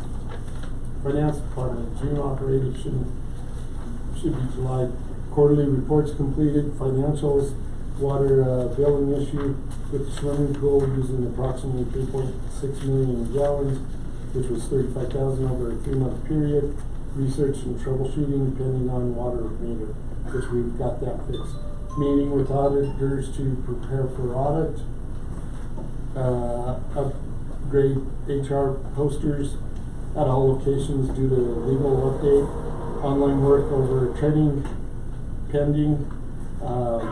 Grant meeting with me and Allison and also with Pueblo County regarding ARPA process, best practices, 2023 budget prep, established budget committee, plan to engage department heads, executech building for the $612.50 for last month was reduced down to $393.75. Classes for all employees, approximately 89% completed to meet September 30th. It's actually September 30th is the deadline on it. We checked it. If we have over 80%, we get a 5% discount. And if we get 100%, we get a 10% discount on our insurance and stuff. So we're trying to get that 100%. So we have a month and a half to get everybody that we have. Even for the month of July was mostly lost to time spent on water emergencies, utility repaired main water breaks on Santa Fe Drive, Los Cerritos, Red Cloud, Corn Verde, St. Vrain, and also Dakota. Utilities also reinstalled a portion of water main to Gilpin Street to include one valve, one hydrant, and appropriate connections. This was necessary to provide water service to the new tap. That was from last year, wasn't it? We had 5 new water and sewer taps that they put in this month. We have also trained for 2 newest employees. The resulting training will enable us to resume new water meter installation in relation to phase 2 of the water meter project. Lastly, utilities and the office administration have headway into issues regarding new meters, misreads, and the extensive dial issue we have been facing over a year. There are multiple incorrect codes written into Cassell software that are being addressed. Currently, Neptune and Cassell support are in communication and will be relaying the next steps for us to take as soon as possible. My report, reviewing communication with dam inspection and reported back to Mr. Perry, continuing to give weekly reports from Greg, continuing to meet the agency for funding and requesting for grants. Work on roof damage at water plant, golf course and sewer plant completed. Grants application and loan documents for CWCD, looking at getting information regarding get grants from USDA, willing to do 75%, so we're applying for it. Working on feasibility evaluation for Lake Beckwith, which would help in the grant application. Dual well research, information, and testing for the use of the well if usable. Working with CDHPE and NOCO engineering for pretreatment and funding source. Meeting with the revolving fund will pay 100% if PFAS is removed. Had follow-up meeting with Pueblo County Health Department, cleanup day, reviewed how it went and improvements that could be done in the future. Constant communication to residents through Facebook, and making sure website is up to date or answer if any questions are asked. Seems to be another building boom with Pueblo West, putting a moratorium. I kind of kept that in there for the next segue as to with the talk of another tap increase, of people wanting to lock in tap prices. Reviewed rules and regs for time period that prepaid for tap is good for 1 year, but need to have building within that 1 year. Need to have the building started or built?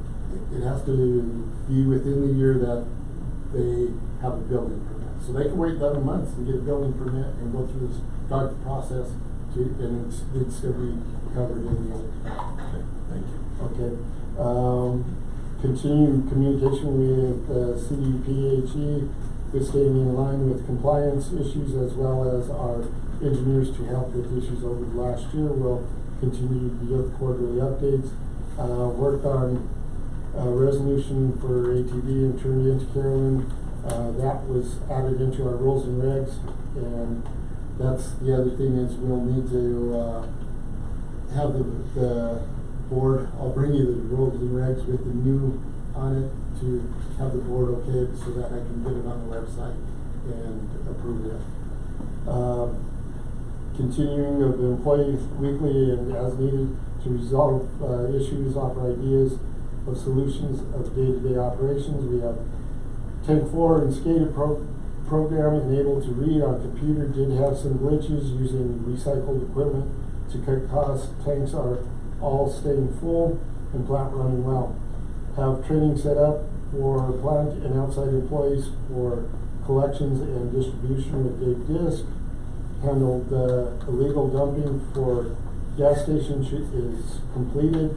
Had 2 property owners donate property back to district. Need to take to Pueblo to have recorded. Worked on setting up payouts for ARPA funds and process with the county. That's all of our reports. Like I said, I'll need to bring back the rules and regs since we added the ATV resolution in there into the rules and regs. So I'll bring that back to the next board.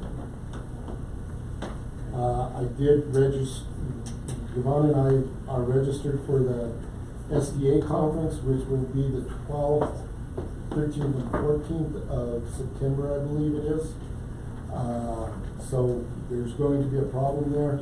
I don't know how we're going to handle it, whether we want to have the meeting on the week before or the week after we get back. Because I won't be able to be here for that Tuesday night meeting since conference. The end of the month one? No, it's the first week. First week of it. Yeah, so we'd end up having kind of like back in September. We'd have it on the 20th and then the 27th. Or you could have it the 6th, but you only have a lot of your bills in, that kind of stuff.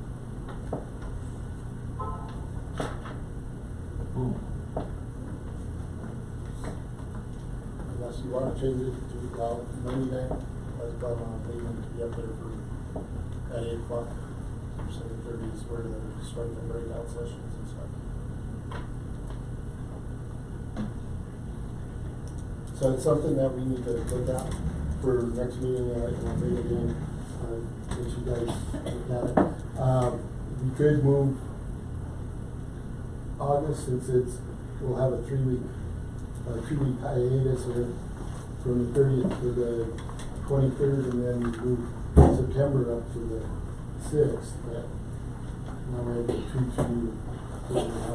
week in September. So it's something to look at, guys. Okay. All right.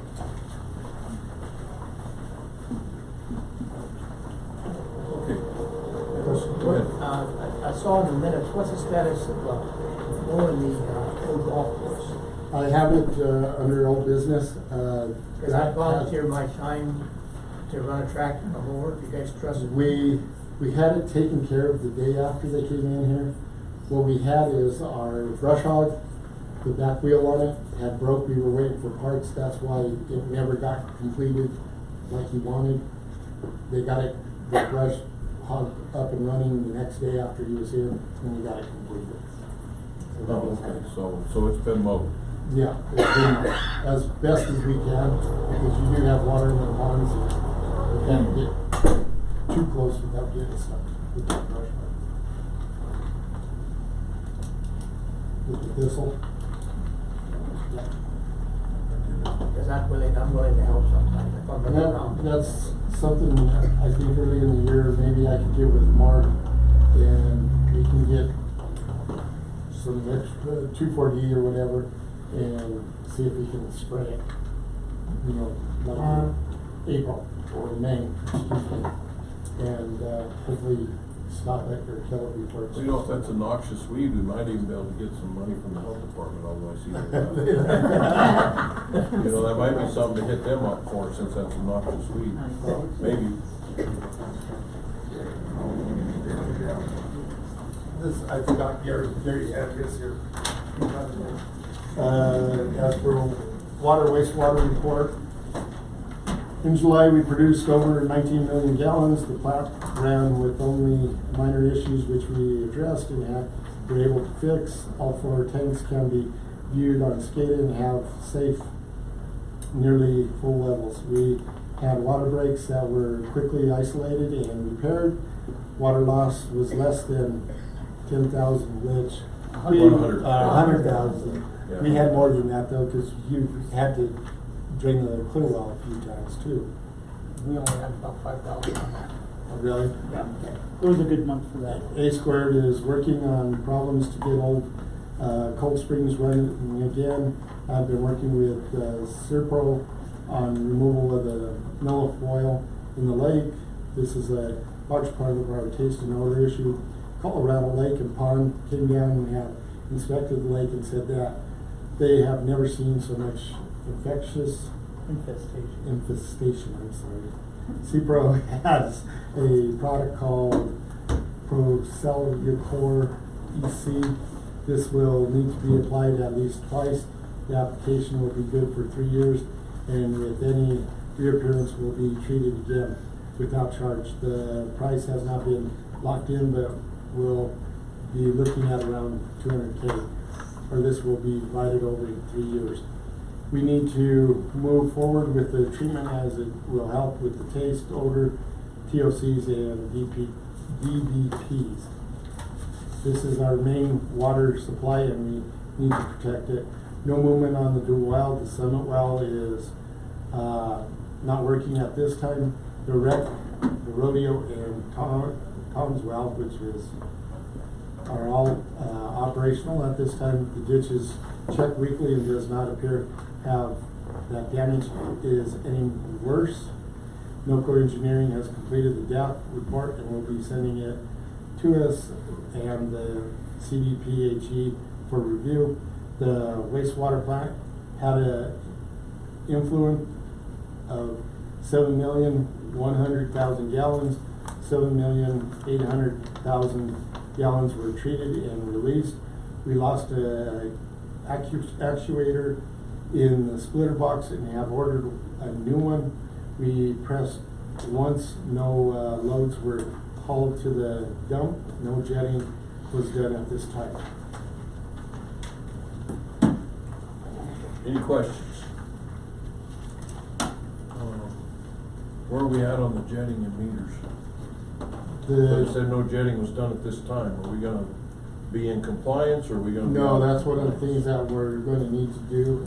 We do have money in the sewer fund.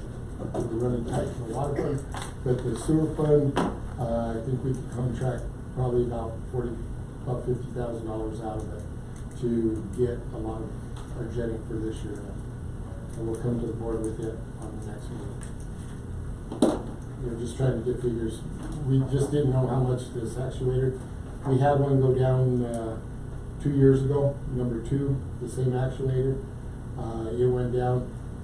We thought it was going to be 10 or 12,000. We looked into our records and it came out to be that we ended up replacing it for, I believe it was for 5,000. So I just wanted to make sure on it as to where price points are going to be with it before I can come to the board and say, we want to contract somebody to get the rest of this done. As for the dam report, I have it here. I talked with Mike. Mike, we're going to do a geotech engineering study on Wednesday at 10 o'clock. He's supposed to be down. Our guys are going to dig the holes with the backhoe, and geotech will be here to take soil samples and have that taken care of on Wednesday. So we're moving forward with it. I also included letters that I had back and forth with Ellison from USDA as to where we stand as for loan forgiveness and stuff in here. Our MHI, which is average home income, is at 46, which allows us to be in not a poverty level, but it will allow us 75% funding to the dam. So I'm trying to get in contact with her again to set up a time that we can go through the application and move forward to get that. at that point, then I could go to CWCD and ask them for the loan of 25% of it, which would get us on, and then next August, hopefully go through hazardous, being a hazardous dam, look at FEMA to see if they'll backfill the 25%. So that way it'd be 100%, or even add on to go to the next step of phase 3. Okay? Okay. So it's a revolving. Also, I included weekly dam inspections as of for the 27th. I know you guys all got them in. They're included in your packet. And we also have this week's, Greg got it done early this week, so that way, because he has samples and stuff coming up at the end of the week that he's got to be doing, and so he wanted to get it done early this week to get it out. Any other questions?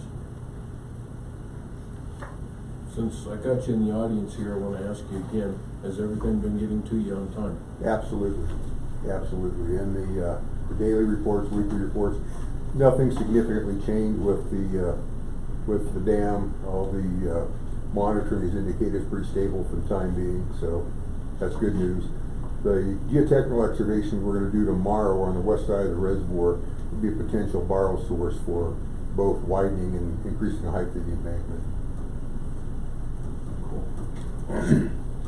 Anybody else? I don't believe we have any committee reports, do we? No. No. We do. We do? What you got? We still are looking for, the public works director. Yeah, we're waiting on him. Project director, so we'll get a movement on those. I've got 2 applications that I received Friday. I sent them out to Terry and Sarah today. They got them to review them and look at them. I did talk to a gentleman from here that is a project manager with the state. He has worked projects in the past. He's looking at trying to retire from the state. I don't know how interested he would be in doing it. He sounds interested as part-time. I don't know. So that's something that we look at, and I'll try and get a resume from him. Yeah, and that's what I want to do. Is I want to get this was just in a meeting I ran into him on Saturday at the Rye deal, and so I need to have him send us a resume to look at it. Okay. Yeah, we need the committee members to be able to pursue that. It was just within a communication. Mike made the position against as far as monitoring the dam issue with Mark Perry. I did talk to Mark Perry today, and he thanked us, and he thanked you, Jim, for giving reports to him and for standing on top of that. He definitely thanked the board for being involved. And he did caution us that those reports about the dam, all that is good, but that is not the complete step. But we have to have reasonable date lines of how we're going to get funding, where we're going to get funding, and how we're going to get money to move forward to actually repair the dam. And it's pretty much the comment was, okay, we've got this far. Now I need some concrete data of we're actually going to improve the dam or repair the dam and when. So we just need to get on top of that. Yeah, That's my report. that's what I'm doing with USDA, and I'm trying to get them locked down. So, okay. Thank you, Mr. Chairman. I get it. Anybody else?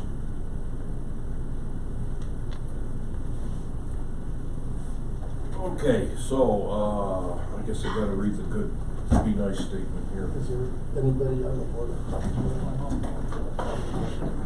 Statement of conduct and demeanor. In order for the business of the board to be conducted in the most effective and expeditious manner, it is necessary that all persons present maintain a demeanor of civility towards the board, staff, and each other. Conduct that appears threatening or aggressive will not be tolerated. Shouting, speaking out of order. or the use of offensive gestures similarly are not acceptable. Such behavior shall constitute the forfeiture of your right to remain in attendance and may, as a point of order brought to the board's attention by council or any board member, including the chairperson, result in you being asked to leave the meeting by the chairperson or, upon your refusal, being escorted out of the meeting by the proper authorities.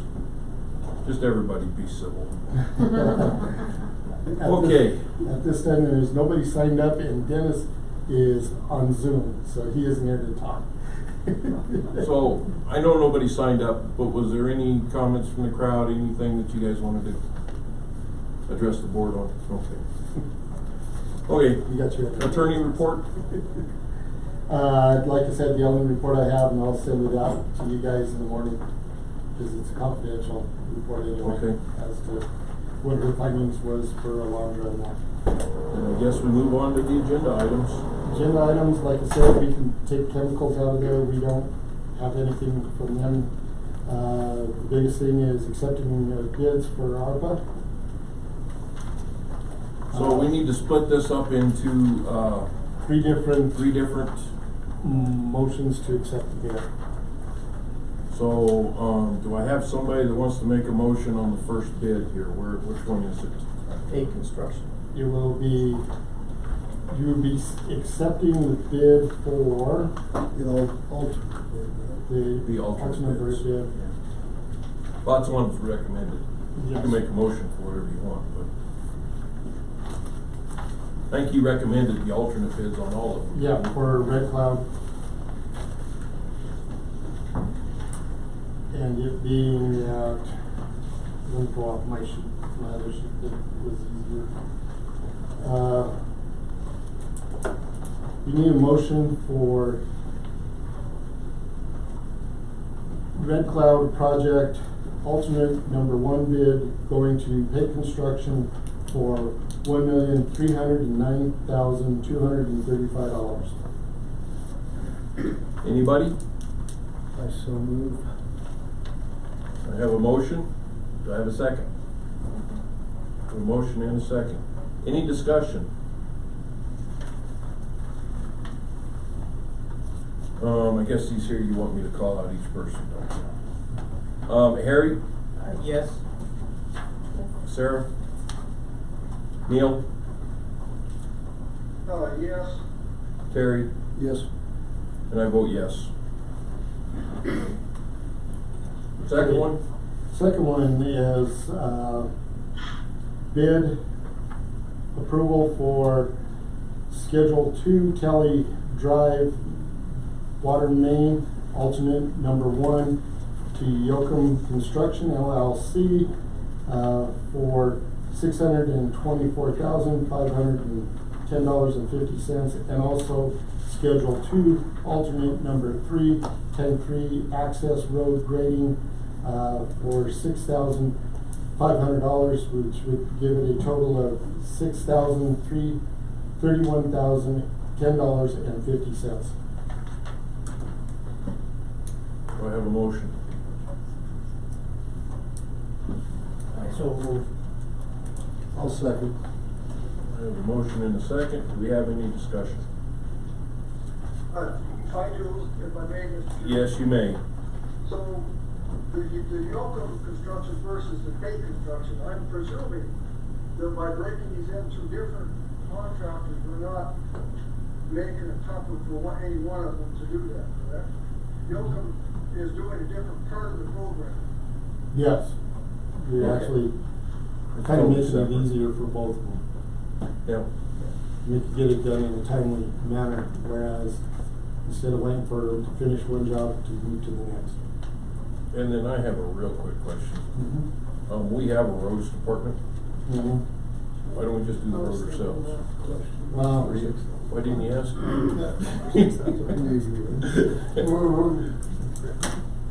it's a rock, like this.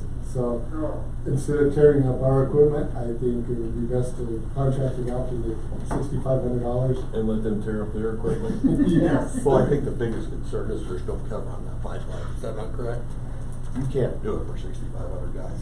Yeah. But the big risk is that AC line come down that tank, there's no cover on it, is there, Greg? There's very little. Yeah, past staff wouldn't allow people to go up that road, Yeah.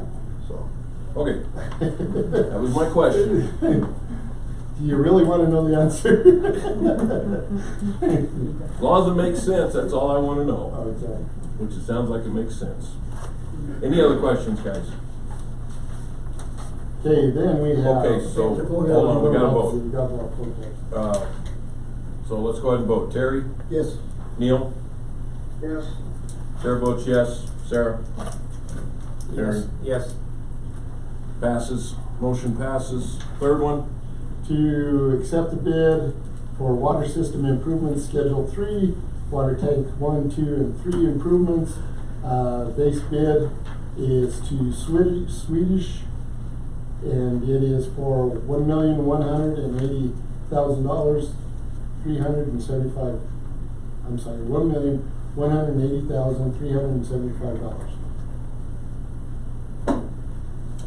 Okay, do I have a motion? I make a motion we accept water system improvement schedule 3, water tank 1, 2, and 3 from Swedish. Do I have a second? I have a motion and a second. We have any discussion? Any questions? No questions? Harry? Yes. Sarah? Neil? Yes. Chair votes yes. Harry, thank you. And I'd like to thank the state of Colorado for putting us under a non-compliance order, that we could get all this money to get this completed. And thank the county commissioners for accepting it. I agree 100%. What do we got now? Okay. Dual well. Dual well. We do have a signed contract. He has not moved on it. I don't know whether they figure they can move it for the price that they quoted now, with the price of pipe and everything going on. And that's why they're putting it off. But after seeing the numbers on it, I think we're better off. So I make a motion.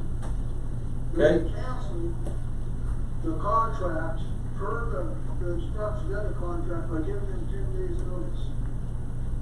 Okay. I have a motion to cancel the contract by giving them 10 days notice. I second that. I have a motion and a second. Do we have any discussion? Is that the any danger of them accepting the contract? We might not want to fix the dual well.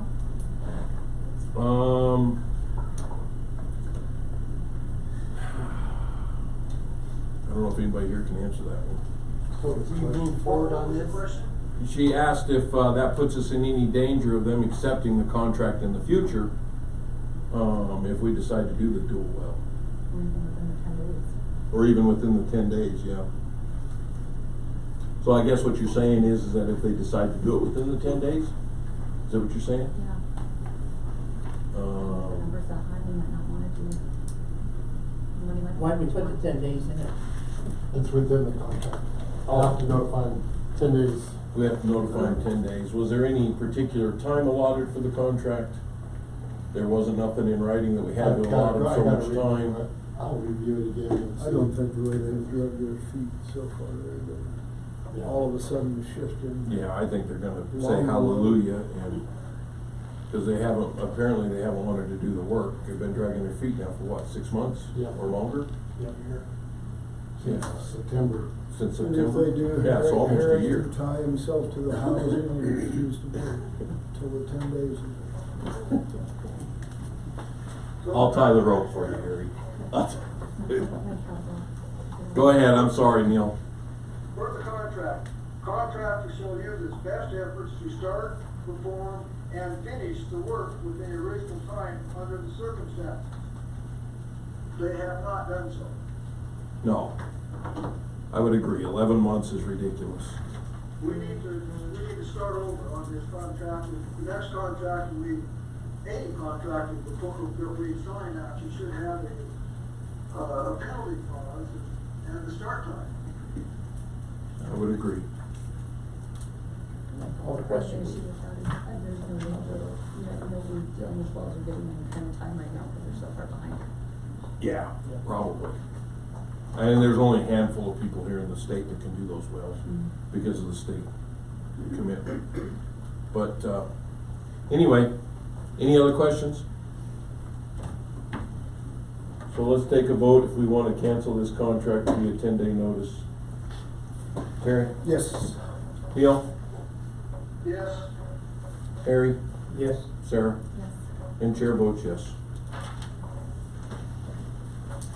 Okay, what else we got? Okay. Going to old business, Kevin's lawyer. I know Neil and Carolyn have been talking about this. I know they're getting together. She's got some information for Neil. They'll need to talk. Applewood Park, I'm still waiting on the zoning on it. I do have got some commitment from different contractors that will haul us gravel. And our gravel, I finally got a hold of them as to when they are going to set up. They're looking at the first part of September to start crushing gravel. So I might be using the other source to get some gravel in. As soon as we get the zoning taken care of, we can get going with it. Because since Bob put the cease and desist order on us until we get those changed from R8s to S1s, I ain't going to move anything until they get that. And I did get with B2. She should have sent all that in last week or the week before our last meeting, and I'll check with her as to where we're at with it to make sure. But it's in B2's hand right now? Yes. Is what you're telling me? Yeah. Any questions, guys? This whole problem we went over on the golf course. Dual well, we did just out with that. Utility director, I informed you on those, gravel status, and the lot line vacation revolve. That's all been worked in with what we have.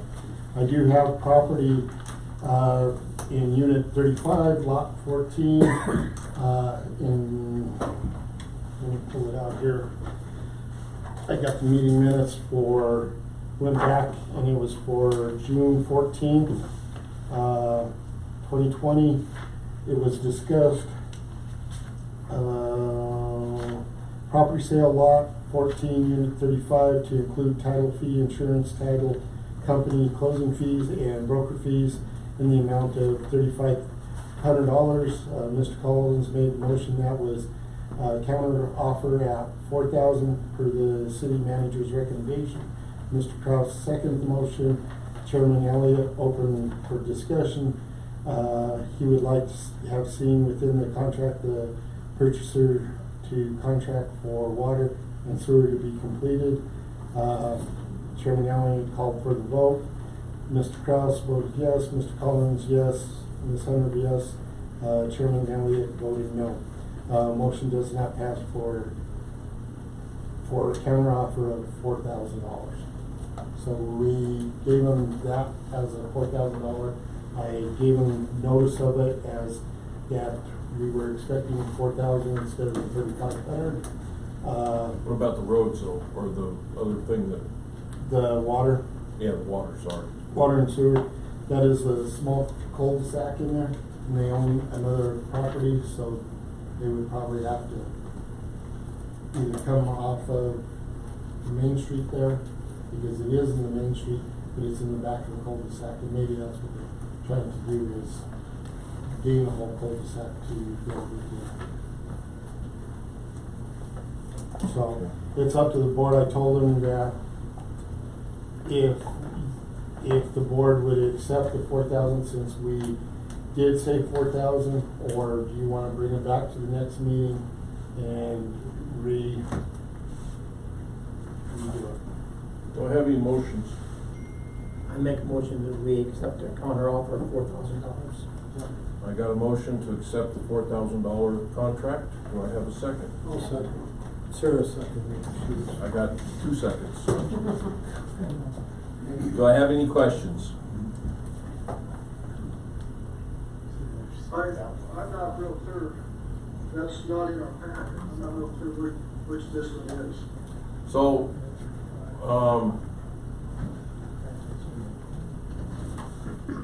where's this one at, Jim? Let me, Yeah, it's up here. Number 14 is down here. See, so there is no, yeah, there's no water. There's no water and sewer on it, No. and it's up around, where's that at? It's up by, just beyond the duplexes, those fourplex up. that fourplex going towards the motel. Oh, it's up there by the interstate, Yeah. just beyond that to the south? Yeah. To the south of it, just south of that duplex, or not duplex, but quadplex, whatever it is there. Yeah, where they had that big pile of road base, when we were going up towards the interstate, you remember that? Okay. It's right there in that area, over by Applewood. That is that's a multi-family location. Is that an R1 or? I don't know, I'd have to pull it Or now. four or five. And pull it out, He's gonna pull it out real quick, Neil, see what it comes out. and find out what it is.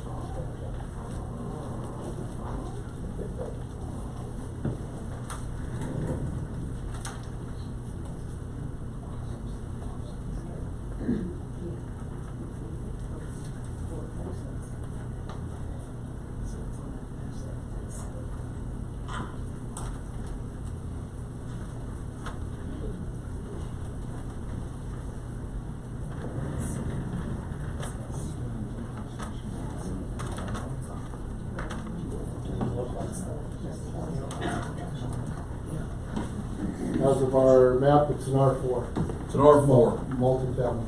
multifamily.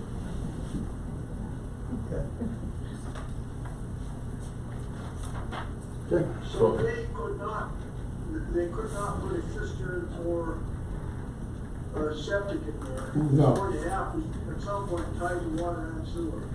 Yes. My feeling is we're still working on that. Okay. Anything else, Neil? No, I can get. Anybody else got any questions? So I don't think you could put a fourplex or anything on that lot. They're gonna have to own several of them Yeah. probably Yeah, to put one in. But you did say they own the lot next door. to I it. believe so. But that's, So it would open a possibility for them to extend that water line. which they'll have to pay for all that extension. Okay, well, let's vote. Harry? Yes. Sarah? Terry? Yes. Neil? No. And the chair votes yes. Thank you, Adam, would be accepted. Yep, we accept it. Okay. So, that's all I had under old business. New business? New business, I put into your packet, and there is a proposal for Rimrock Heights. The letter is there, I'll let you read it, because I'm trying to read it. Somebody else has to read I it. don't see. It's under your red section, Oh, I got it right here. and it is, Baxter is here to answer any questions. I told him that since we got it Monday, put it in, I give you guys what it would take for mainline extensions, tie-ins, that, I know we won't vote on it tonight, but it would give you an idea to look at it and see what needs to be done. And that way, the next meeting, we'll have a study session on it, and, at that point, we Is he can put here it on. tonight? I am here. Yes.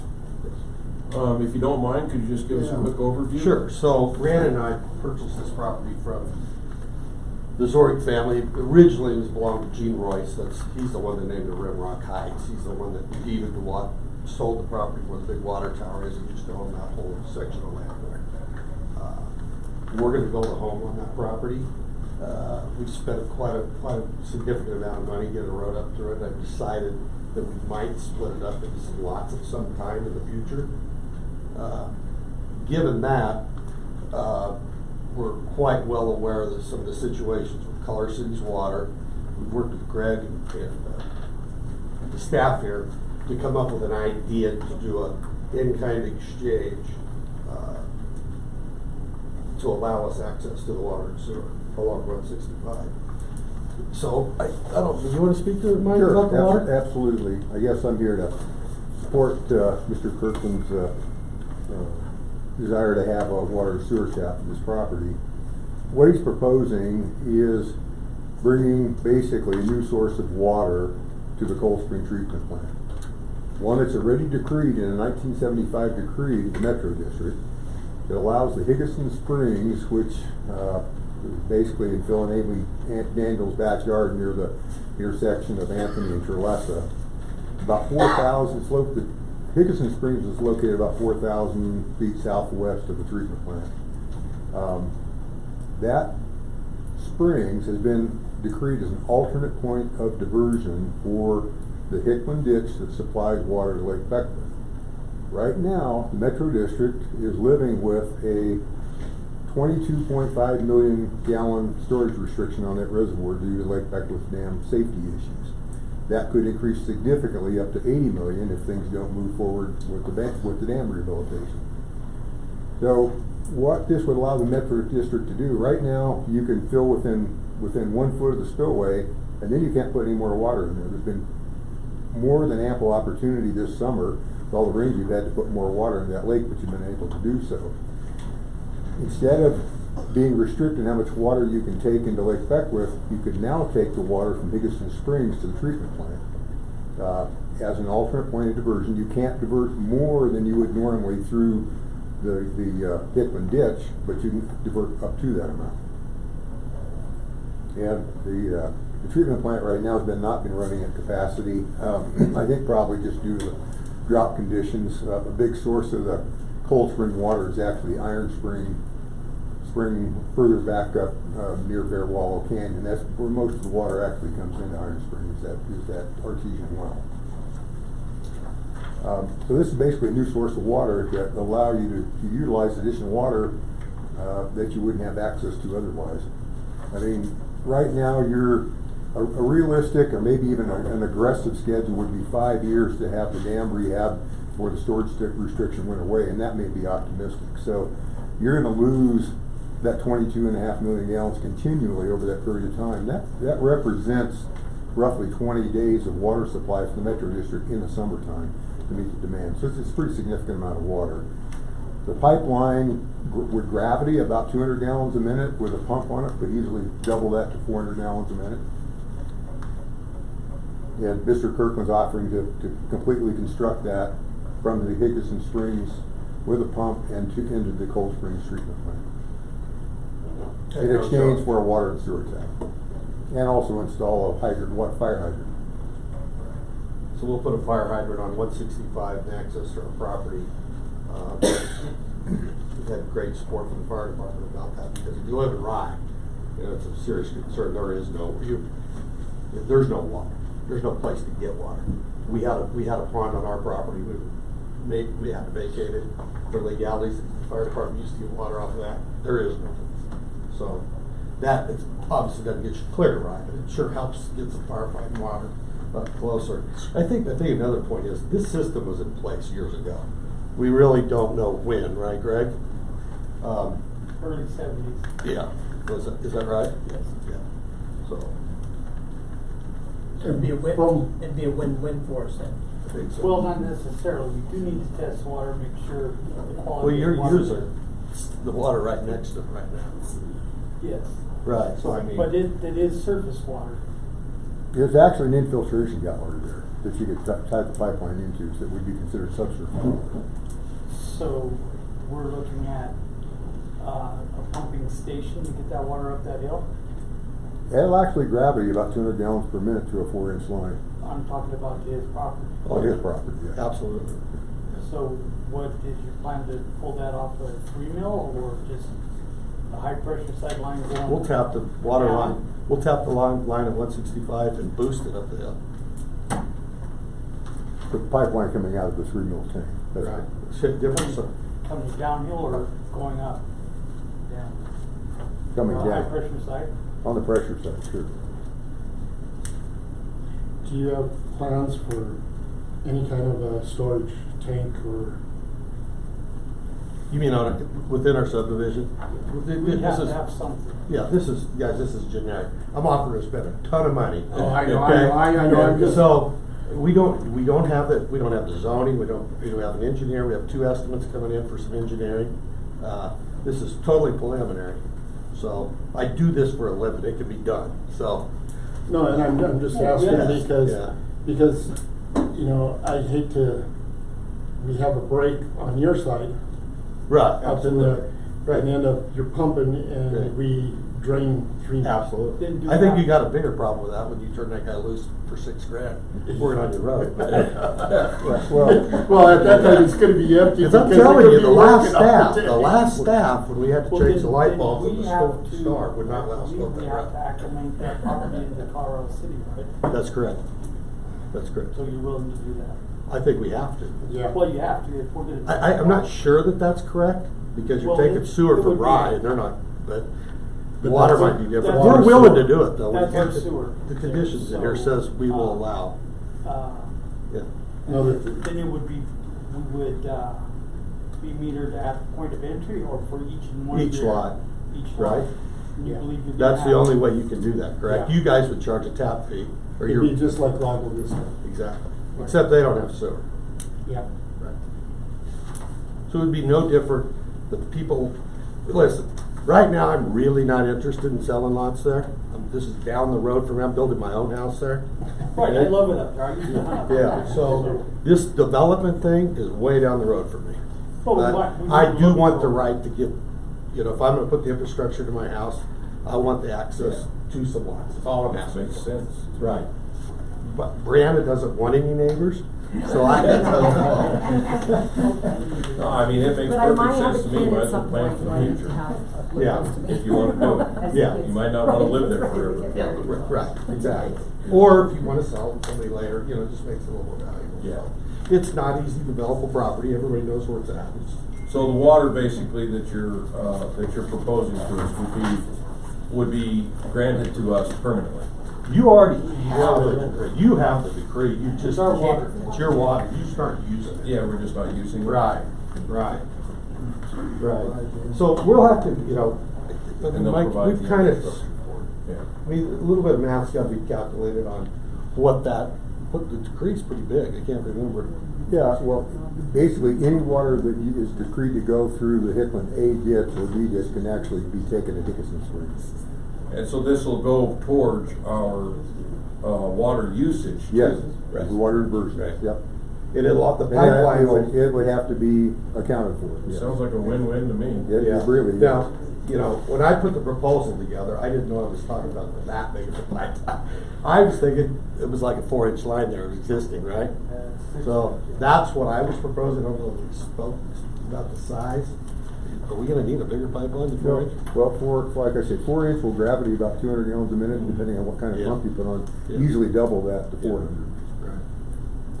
Well, I think it's gonna have to possibly be pumped because of some of the locations there. Yeah, it may be air relief valves. Right, Yeah. right, so. Or you want the option to be able to get more out of it. You may, and whether to keep operational costs, you may want a gravity at times you don't need to pump it. Yeah, 'cause gravity feed's free. Exactly.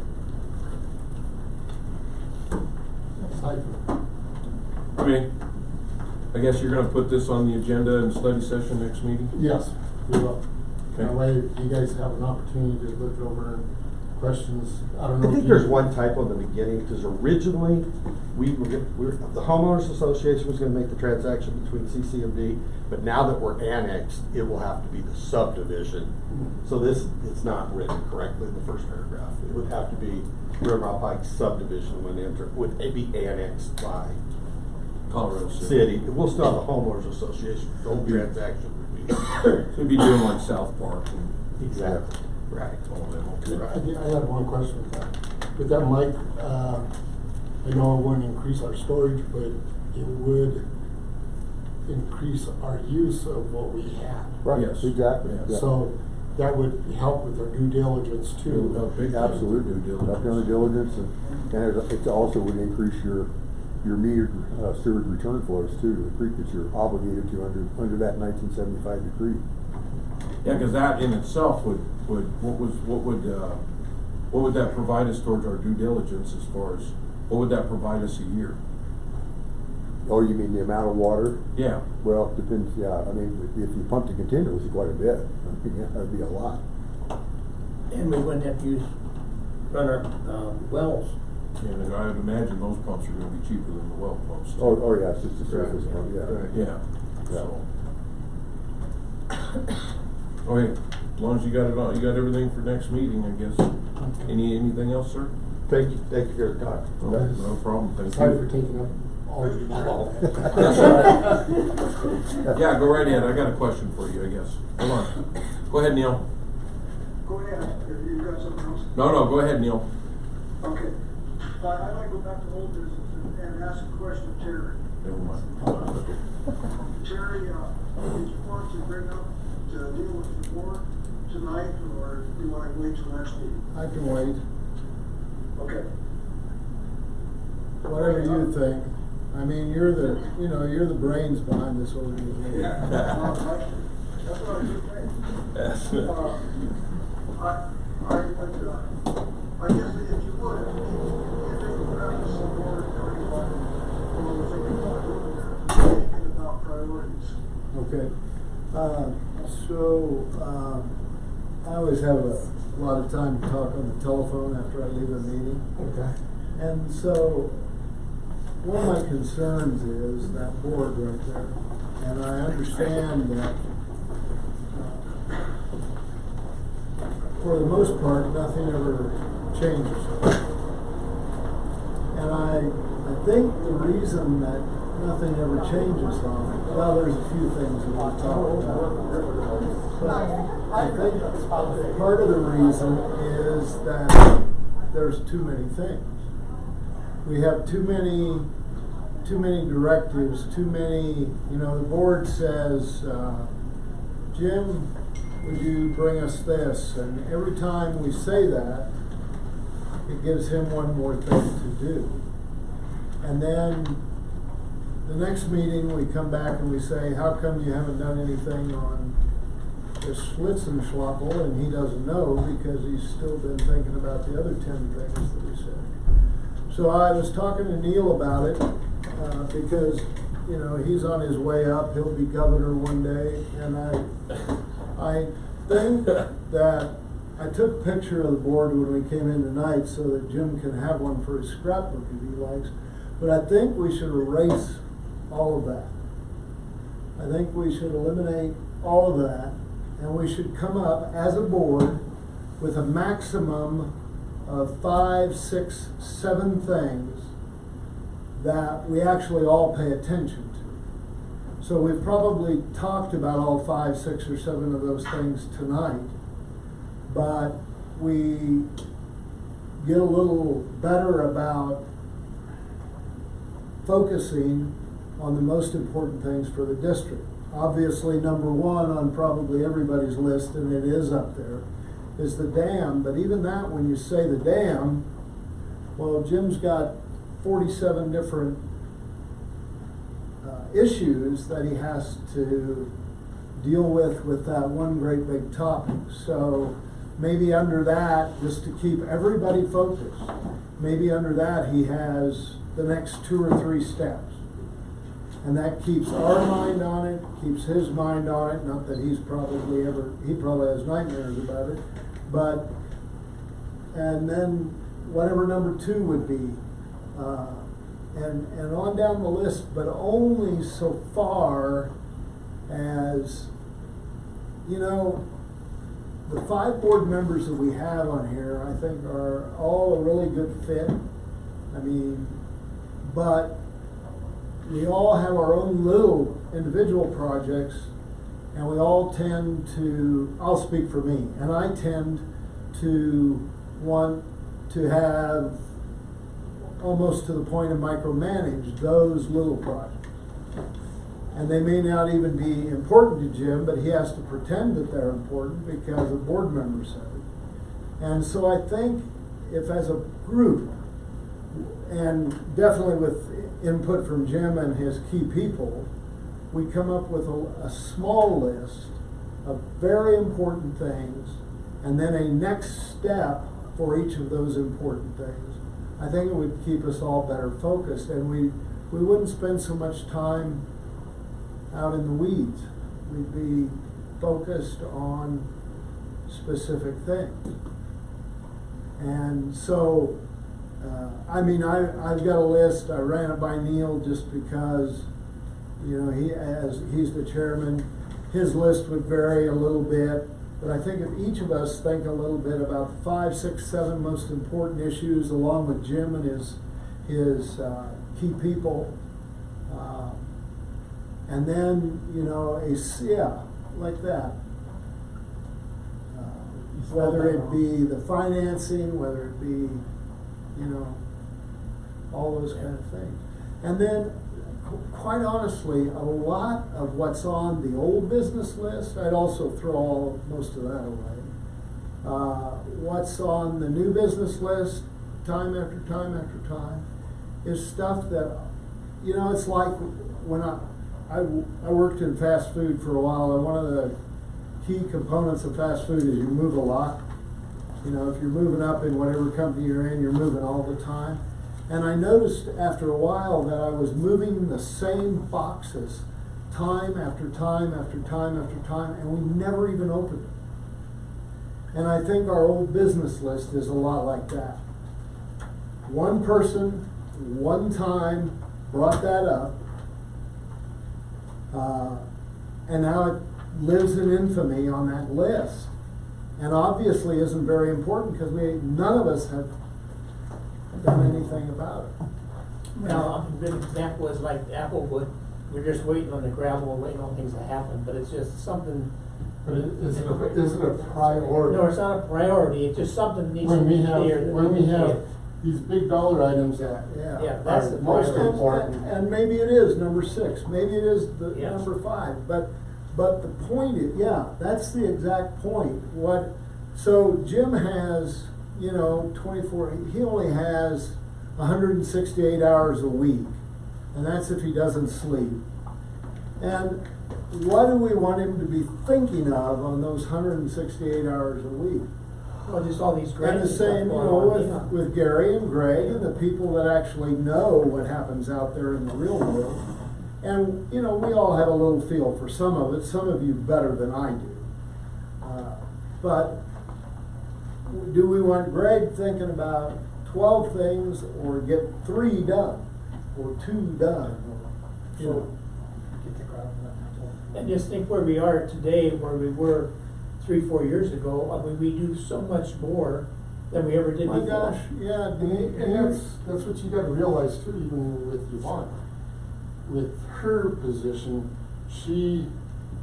there is so many more things that has added to hers instead of just being finance. She's looking at data to find money, looking at data as to how we save money and that kind of stuff too. So it's within our own squad. I know even Greg and Gary, their positions have even increased as to responsibilities and things that way.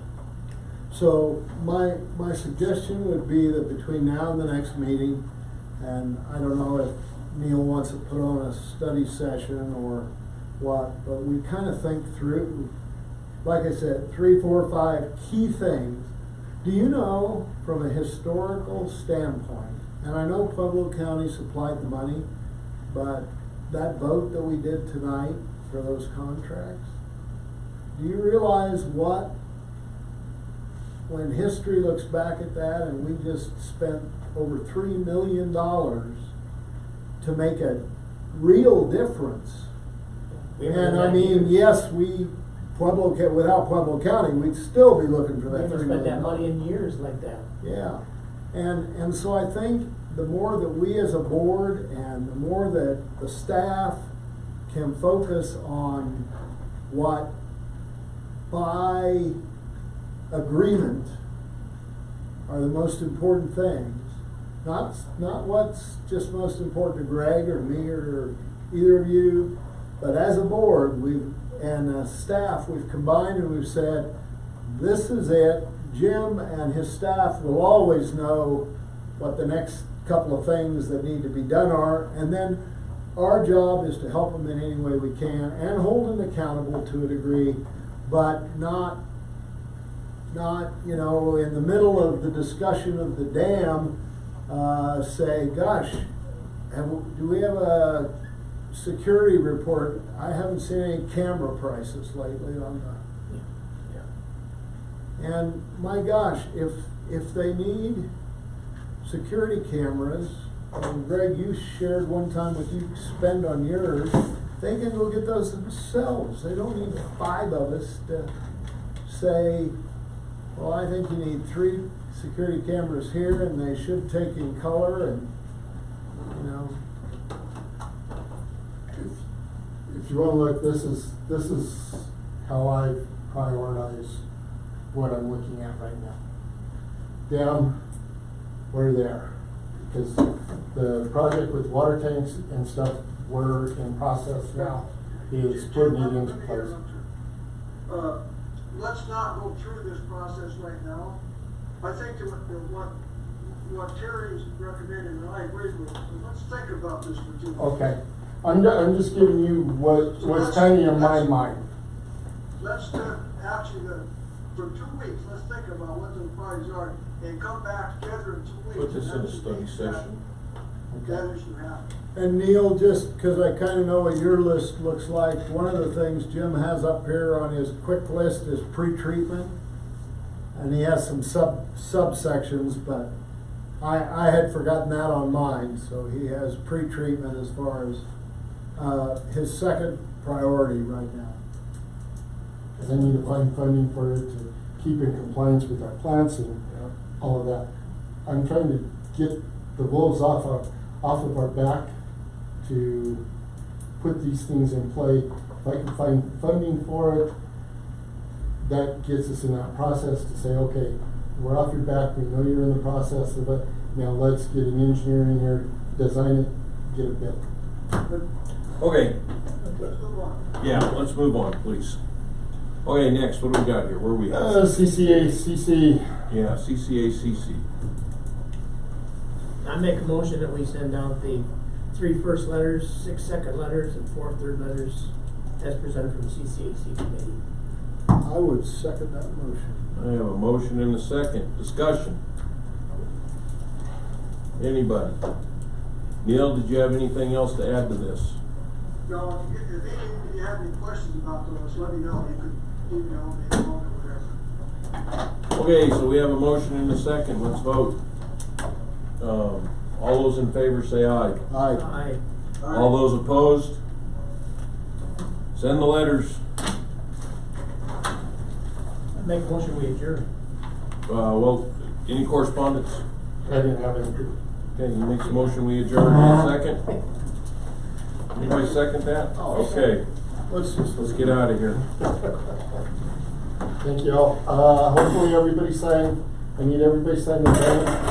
No, damn it. I had to sign the wrong place in 2 because different directors signed in mine. Well, that's fine. Mine is signed below them. Yeah, I don't know if it's. And I signed where I was supposed to sign, so I made a mistake. And I signed all the bid contracts. Are we off there? No, not yet. I'm just letting everybody. See you, Neil. See you. We'll hope you feel So better. I've been thinking of this average family income. Yeah. If you would move,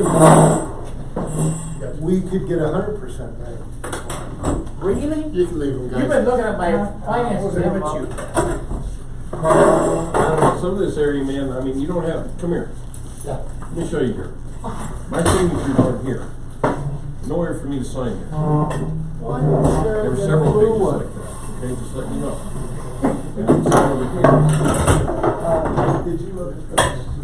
But the title page is like this here. Oh, you do that like Well, I'm not there. Oh, yeah, no. Hey, Okay. Because you're out in the second. 31 years in education, man. Well, they are too. I'm in a lot of chairs. Very few of them are pushing. Collapse. All the little fingers and then you The only thing I can think is, we put water up to Those that are guy's not, I've had house. several jobs, that's one thing. How the hell in the middle of the winter we're gonna go up You there don't wanna and break fix it? something like that. It's our responsibility. Well, Well, we'll have the roads in. Wait till you get the roads in. You'll have roads in.